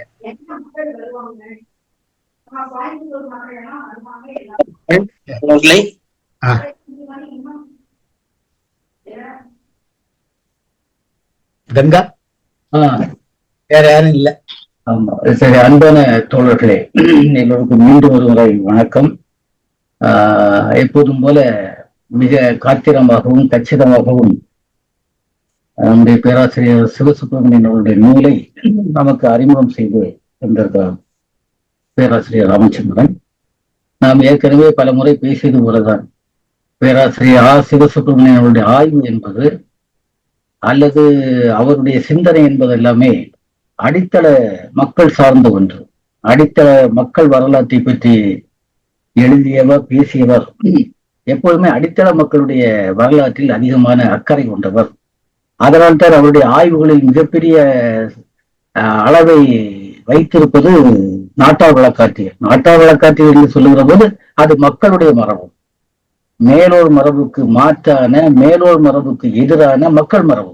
அந்த மக்கள் மரபுகள் இந்த நாடு முழுவதும் விரிந்து பறந்து கிடக்கின்ற மரபுகள், வரலாறு அல்லது பண்பாடு. அதுதான் நம்முடைய அன்புக்குரிய மணியண்ணாச்சியினுடைய படைப்புகள் எல்லாவற்றிலும் அதுதான் இருக்கிறது. அதுதான் இந்த நேர்காணல்களிலும் அது வெளிப்பட்டிருக்கிறது என்பதை நாம் நன்றாக பார்த்தோம். அதே போல சுற்றுச்சூழல் இயக்கம் அண்மை காலமாக நமது சுற்றுச்சூழல் மிக முக்கியமான ஒரு இயக்கமாக மாறிக்கொண்டிருக்கிறது. சுற்றுச்சூழல் இயக்கத்தை எல்லா நாடுகளும் அல்லது எல்லா அரசாங்கங்களும் முனைப்போடு எடுத்து செயல்பட வேண்டிய ஒன்றாக இருக்கிறது. ஏனென்றால் சுற்றுச்சூழல் என்பது அழிக்கப்பட்டு வருகின்ற ஒரு காலத்தில் இருக்கிற போது அது சம்பந்தமாகவும் அண்ணாச்சியினுடைய கருத்துக்கள் இங்கே பரிமாறப்பட்டன. அதில் 2 விஷயங்கள் மட்டும் சுட்டிக்காட்டுவது அவசியம் என்று நினைக்கிறேன். ஏனென்றால் இந்த சுற்றுச்சூழல் இயக்கத்தை பற்றி மார்க்ஸ் அவருடைய காலத்திலேயே மிக காத்திரமாக சிந்தித்திருக்கிறார் என்பதுதான் மிக முக்கியமான விஷயம். அவர் முதலாளித்துவ பொருளாதாரத்தை பற்றி மட்டும் பேசவில்லை. முதலாளித்துவ பொருளாதாரம் என்பது சமூகத்திலே என்னவெல்லாம் பிரச்சனைகளை கொண்டு வருகிறது என்பதை பற்றியெல்லாம் ரொம்ப ஆழமாக உருவாக்கிய சிந்தித்து அதற்கான கருத்தமைப்புகளும் கூட தந்திருக்கிறார். உதாரணமாக மார்க்ஸ் பேசக்கூடிய ஒரு கருத்தமைப்பு என்பது மெட்ரோபாலிக் ட்ரிஃப்ட் என்று சொல்ல ஒரு வார்த்தை சொல்லுவார். முதலாளித்துவ உலகம் அது தன்னுடைய லாபத்தை உருவாக்குவதற்காக இயற்கையை என்ன மாதிரி அழிக்கிறது என்பதை சொல்லக்கூடிய ஒரு கான்செப்ட். அது வளர்ச்சிக்கு வேண்டி, தங்களுடைய சுய லாபத்துக்கு வேண்டி எல்லாவற்றையும் அவர்கள் செய்கிறார்கள். ஆனால் அங்கே திருப்பி அதை செய்வதில்லை. அந்த இயற்கையிலிருந்து சுரண்டல் மட்டும்தான் நடைபெறுகிறது, வளர்ச்சிக்காக நடைபெறுகிறது. ஆனால் திருப்பி அங்கே அந்த இயற்கையினுடைய அழிவை சரிப்படுத்துவதற்கு, சமனப்படுத்துவதற்கான எந்த வேலையையும் முதலாளித்துவம் செய்வதில்லை என்பதைத்தான் அந்த மெட்ரோபாலிக் ட்ரிஃப்ட் என்று சொல்லுவது. வளர்ச்சிதை மாற்ற சறுக்கல் என்று நாம் அதை சொல்லலாம். இது மார்க்சினுடைய ஒரு அடிப்படையான ஒரு கருத்தமைப்பு. சுற்றுச்சூழலை பற்றி பேசுகிற போது இன்றைக்கு பேசக்கூடிய எல்லா அறிஞர்களும் தொடங்க வேண்டிய ஒரு இடமே மார்க்சினுடைய இடத்தில் தான் இருக்கிறது. இன்றைக்கு மார்க்சிய சூழலியல் என்ற ஒரு தனி கருத்தமைப்பு கூட இன்றைக்கு உலகத்தில் உருவாகிவிட்டது. காரணம், மார்க்சினுடைய அந்த மெட்டபாலிக் ட்ரிஃப்ட் என்று சொல்லக்கூடிய கருத்தமைப்பில் இருந்து தொடங்கி வருகிறார்கள். அதே போல ஏங்கல்ஸும் பேசியிருக்கிறார் அவருடைய காலத்தில். அவர் வெளிப்படையாக பகிரங்கமாக ஒன்றை சொல்லுவார், இயற்கையோடு அதிகமாக விளையாடாதீர்கள், இயற்கையோடு அதிகமாக அனாவசியமாக விளையாடினால் இயற்கை பழி வாங்கி விடும் என்று சொல்லுவார் அவர். அது நடந்துட்டு இருக்கு. ஆனா சுற்றுச்சூழல் சம்பந்தமான சிந்தனையில நம்முடைய மூலவர்கள், மார்க்சிய ஆசான்கள் அவர்கள் தொடக்கத்திலே இதை பற்றி எல்லாம் பேசியிருக்கிறார்கள், அக்கறைப்பட்டிருக்கிறார்கள். அதை இந்த இடத்துல நான் பதிவு செய்ய விரும்புகிறேன். இன்றைய நிகழ்ச்சியில நம்ம ராமச்சந்திரனுடைய உரை, அதே போல கவிதை வாசித்த லாசியா, அதே போல அருமையாக ஒருங்கிணைப்பு செய்த ஜார்ஜ், எல்லோருக்கும் நம்முடைய சித்தாந்த பள்ளி, சிந்தனை பள்ளி, ஆராய்ச்சி பள்ளிகள் சார்பாக வணக்கங்களையும் வாழ்த்துக்களையும் தெரிவித்துக் கொள்கிறேன். அதே போல இன்றைய விவாதத்தில், கவிதை பற்றிய விவாதத்தில் நம்முடைய தோழர் குமரேசன் பங்கெடுத்தார். அதே போல இந்த உரை சம்பந்தமான விவாதத்திலும் தோழர் குமரேசனும், அதே போல நம்முடைய அருமை புதிய தோழர், புதிய நண்பர் என்றாலும் சொல்ல என்ற மிகுந்த ஆர்வத்தோடு வந்து கலந்து கொண்டிருக்கக்கூடிய அருமை தோழர் சுந்தரராஜன் அவர்கள் பங்கெடுத்தார்கள். இது போக இந்த நிகழ்ச்சியிலே பேராசிரியர் ரவீந்திரன் இலங்கையிலிருந்து வந்திருந்தார்கள். அதே போல டி கிருஷ்ணன் திருநெல்வேலியிலிருந்து, அதே போல தோழர் ஜனா, அதே போல துபாயிலிருந்து தம்பி சாகுல் சலீம், ராமசுப்ரமணியன், ஆரல்வாய்மலிருந்து புஷ்பராஜ், அதே போல கோவையிலிருந்து தோழர் எம் வி ராஜன், அதே போல பனித்துளி பாலசுப்ரமணியன், பொள்ளாச்சியிலிருந்து அருமை தோழர் ரகுபதி, அதே போல தோழர் நடராஜன் நாகர்கோவிலிருந்து, பாளையங்கோட்டையிலிருந்து இதயராஜா, எல்லோரும் பங்கெடுத்தார்கள். அதே போல சைமன் பங்கெடுத்திருக்கிறார். எல்லாவற்றுக்கும் மேலாக இன்றைய நிகழ்ச்சியில் நம்முடைய அன்புக்குரிய மணி அண்ணாச்சி அவர்களும் கலந்து கொண்டிருக்கிறார்கள், எல்லாவற்றையும் கேட்டிருக்கிறார்கள். அவருடைய வழிகாட்டுதலில் நாங்கள் உருவானவர்கள் என்ற முறையிலே அண்ணாச்சிக்கும் எங்களுடைய அன்பான வணக்கங்களையும் வாழ்த்துக்களையும் தெரிவித்து நான் முடிக்கின்றேன். இந்த கடைசியில சைமன் தானே பாட்டு பாடுறேன்? ஆமா ஆமா சொல்லுவா. சரி, ஆமா. சைமன் இறுதி பாடலை பாடவிருக்கிறார். அவருக்கும் என்னுடைய நன்றிகளை தெரிவித்துக் கொண்டு, அடுத்த நிகழ்ச்சி என்பது 5ஆம் தேதி திங்கட்கிழமை வருகிறது. அன்றைக்கு 439வது மெய்நிகர் மேடை. அன்றைக்கு இந்திய தத்துவம் குறித்த உரையாடலாக அமையும். நவீன கால சூழல்களில் தமிழ் அடையாள உருவாக்கத்தின் தத்துவார்த்த விளைவுகள் என்ற தலைப்பிலே நம்முடைய பேராசிரியர் அருமை தம்பி டெரன்ஸ் சாமுவல் உரையாற்றவிருக்கிறார். இந்த உரையாடல் என்பது நம்முடைய அன்பு அண்ணன் முத்துமோகன் அவர்கள் எழுதிய இந்திய தத்துவங்களும் தமிழின் தடங்களும் என்ற நூலினுடைய ஒவ்வொரு அத்தியாயமாக நடந்து கொண்டிருக்கக்கூடிய தொடர் உரையாடலினுடைய ஒரு உரையாடல் இது. சுருக்கமாக நாம் தமிழை பற்றி அறிவதற்கும் தமிழ் சமூகத்தை பற்றி அறிவதற்குமான ஒரு அடித்தளத்தை இது தரும் என்று நினைக்கிறேன். ஏனென்றால் தமிழ் சூழல், வரலாறு, பண்பாடு எல்லாம் பேசுகிற போது நாம் அதை தனியே எடுத்து வைத்து பேச வேண்டிய ஒரு அவசியம் இருப்பதை நாம் எல்லோரும் உணர்கிறோம். அன்றைய உரையாடல் இதற்கு மிகவும் ஆதாரமாக அமையும் என்று நினைக்கிறேன். அதுபோல அன்றைய நிகழ்ச்சிக்கு தலைமை தாங்குவதற்காக பேராசிரியர் திராவிடமணி அவர்கள் வருவார்கள். இசைப்பாடல் பாடுவதற்கு குரு செல்வமணி திருவாரூர் மாவட்டத்திலிருந்து வருவார். இந்த நிகழ்ச்சியிலும் தோழர்கள் திரளாக கலந்து கொள்ள வேண்டும் என்று அன்போடு கேட்டு என்னுடைய உரையை முடிக்கின்றேன். நன்றி, வணக்கம். தோழர்களே, பள்ளியினுடைய 438வது மெய்நிகர் மேடை நிகழ்வு வெற்றிகரமாக நடந்து முடிந்திருக்கின்றது. நிகழ்ச்சியின் நிறைவாக நிறைவு பாடலை பாட என்னுடைய அன்பு தோழன் சைமன் அவர்களை அன்போடு அழைக்கின்றேன். நன்றி ஜார்ஜ். நிறைவு பாடல். புதியதோர் உலகம் செய்வோம், கெட்ட போரிடும் உலகத்தை வேரோடு சாய்ப்போம். புதியதோர் உலகம் செய்வோம், கெட்ட போரிடும் உலகத்தை வேரோடு சாய்ப்போம். புதியதோர் உலகம் செய்வோம், கெட்ட போரிடும் உலகத்தை வேரோடு சாய்ப்போம். புதியதோர் உலகம் செய்வோம், பொது உடைமை கொள்கை திசையட்டும் சேர்ப்போம். புனிதமோடாத எங்கள் உயிர் என்று காப்போம். பொது உடைமை கொள்கை திசையட்டும் சேர்ப்போம். புனிதமோடாத எங்கள் உயிர் என்று காப்போம். இதயமெல்லாம் அன்பு நதியினில் நனைப்போம். இதயமெல்லாம் அன்பு நதியினில் நனைப்போம். இது எனதென்னும் ஒரு கொடுமையை தவிர்ப்போம். இது எனதென்னும் ஒரு கொடுமையை தவிர்ப்போம். புதியதோர் உலகம் செய்வோம். கெட்ட போரிடும் உலகத்தை வேரோடு சாய்ப்போம். புதியதோர் உலகம் செய்வோம். உணர்வெனும் கனலிட அயர்வினை எரிப்போம். ஒரு பொருள் தனியென மனிதரை சிரிப்போம். உணர்வெனும் கனலிடை அயர்வினை எரிப்போம். ஒரு பொருள் தனியென மனிதரை சிரிப்போம். இயல்பொருள் பயன்பெற மறுத்திடல் பசிப்போம். இயல்பொருள் பயன்பெற மறுத்திடல் பசிப்போம். ஈவதுண்டாம் எனில் அனைவரும் புசிப்போம். ஈவதுண்டாம் எனில் அனைவரும் புசிப்போம். புதியதோர் உலகம் செய்வோம். கெட்ட போரிடும் உலகத்தை வேரோடு சாய்ப்போம். புதியதோர் உலகம் செய்வோம். புதியதோர் உலகம் செய்வோம். புதியதோர் உலகம் செய்வோம். நன்றி தோழர்கள். தோழர்களே, நான் நிகழ்வு முடிவுக்கு கொண்டு வருகிறேன். எல்லோருக்கும் வணக்கங்கள், எல்லோருக்கும் நன்றிகள். மீண்டும் நாம் ஜனவரி மாதம் 5ஆம் தேதி திங்கட்கிழமை மாலை 6:30 இதே அரங்கில் மீண்டும் சந்திப்போம். வாருங்கள்.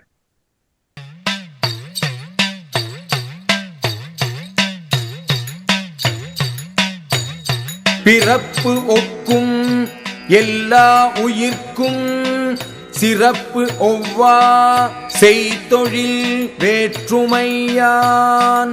பிறப்பு ஒக்கும் எல்லா உயிர்க்கும் சிறப்பு ஒவ்வா செய்தொழில் வேற்றுமையான்.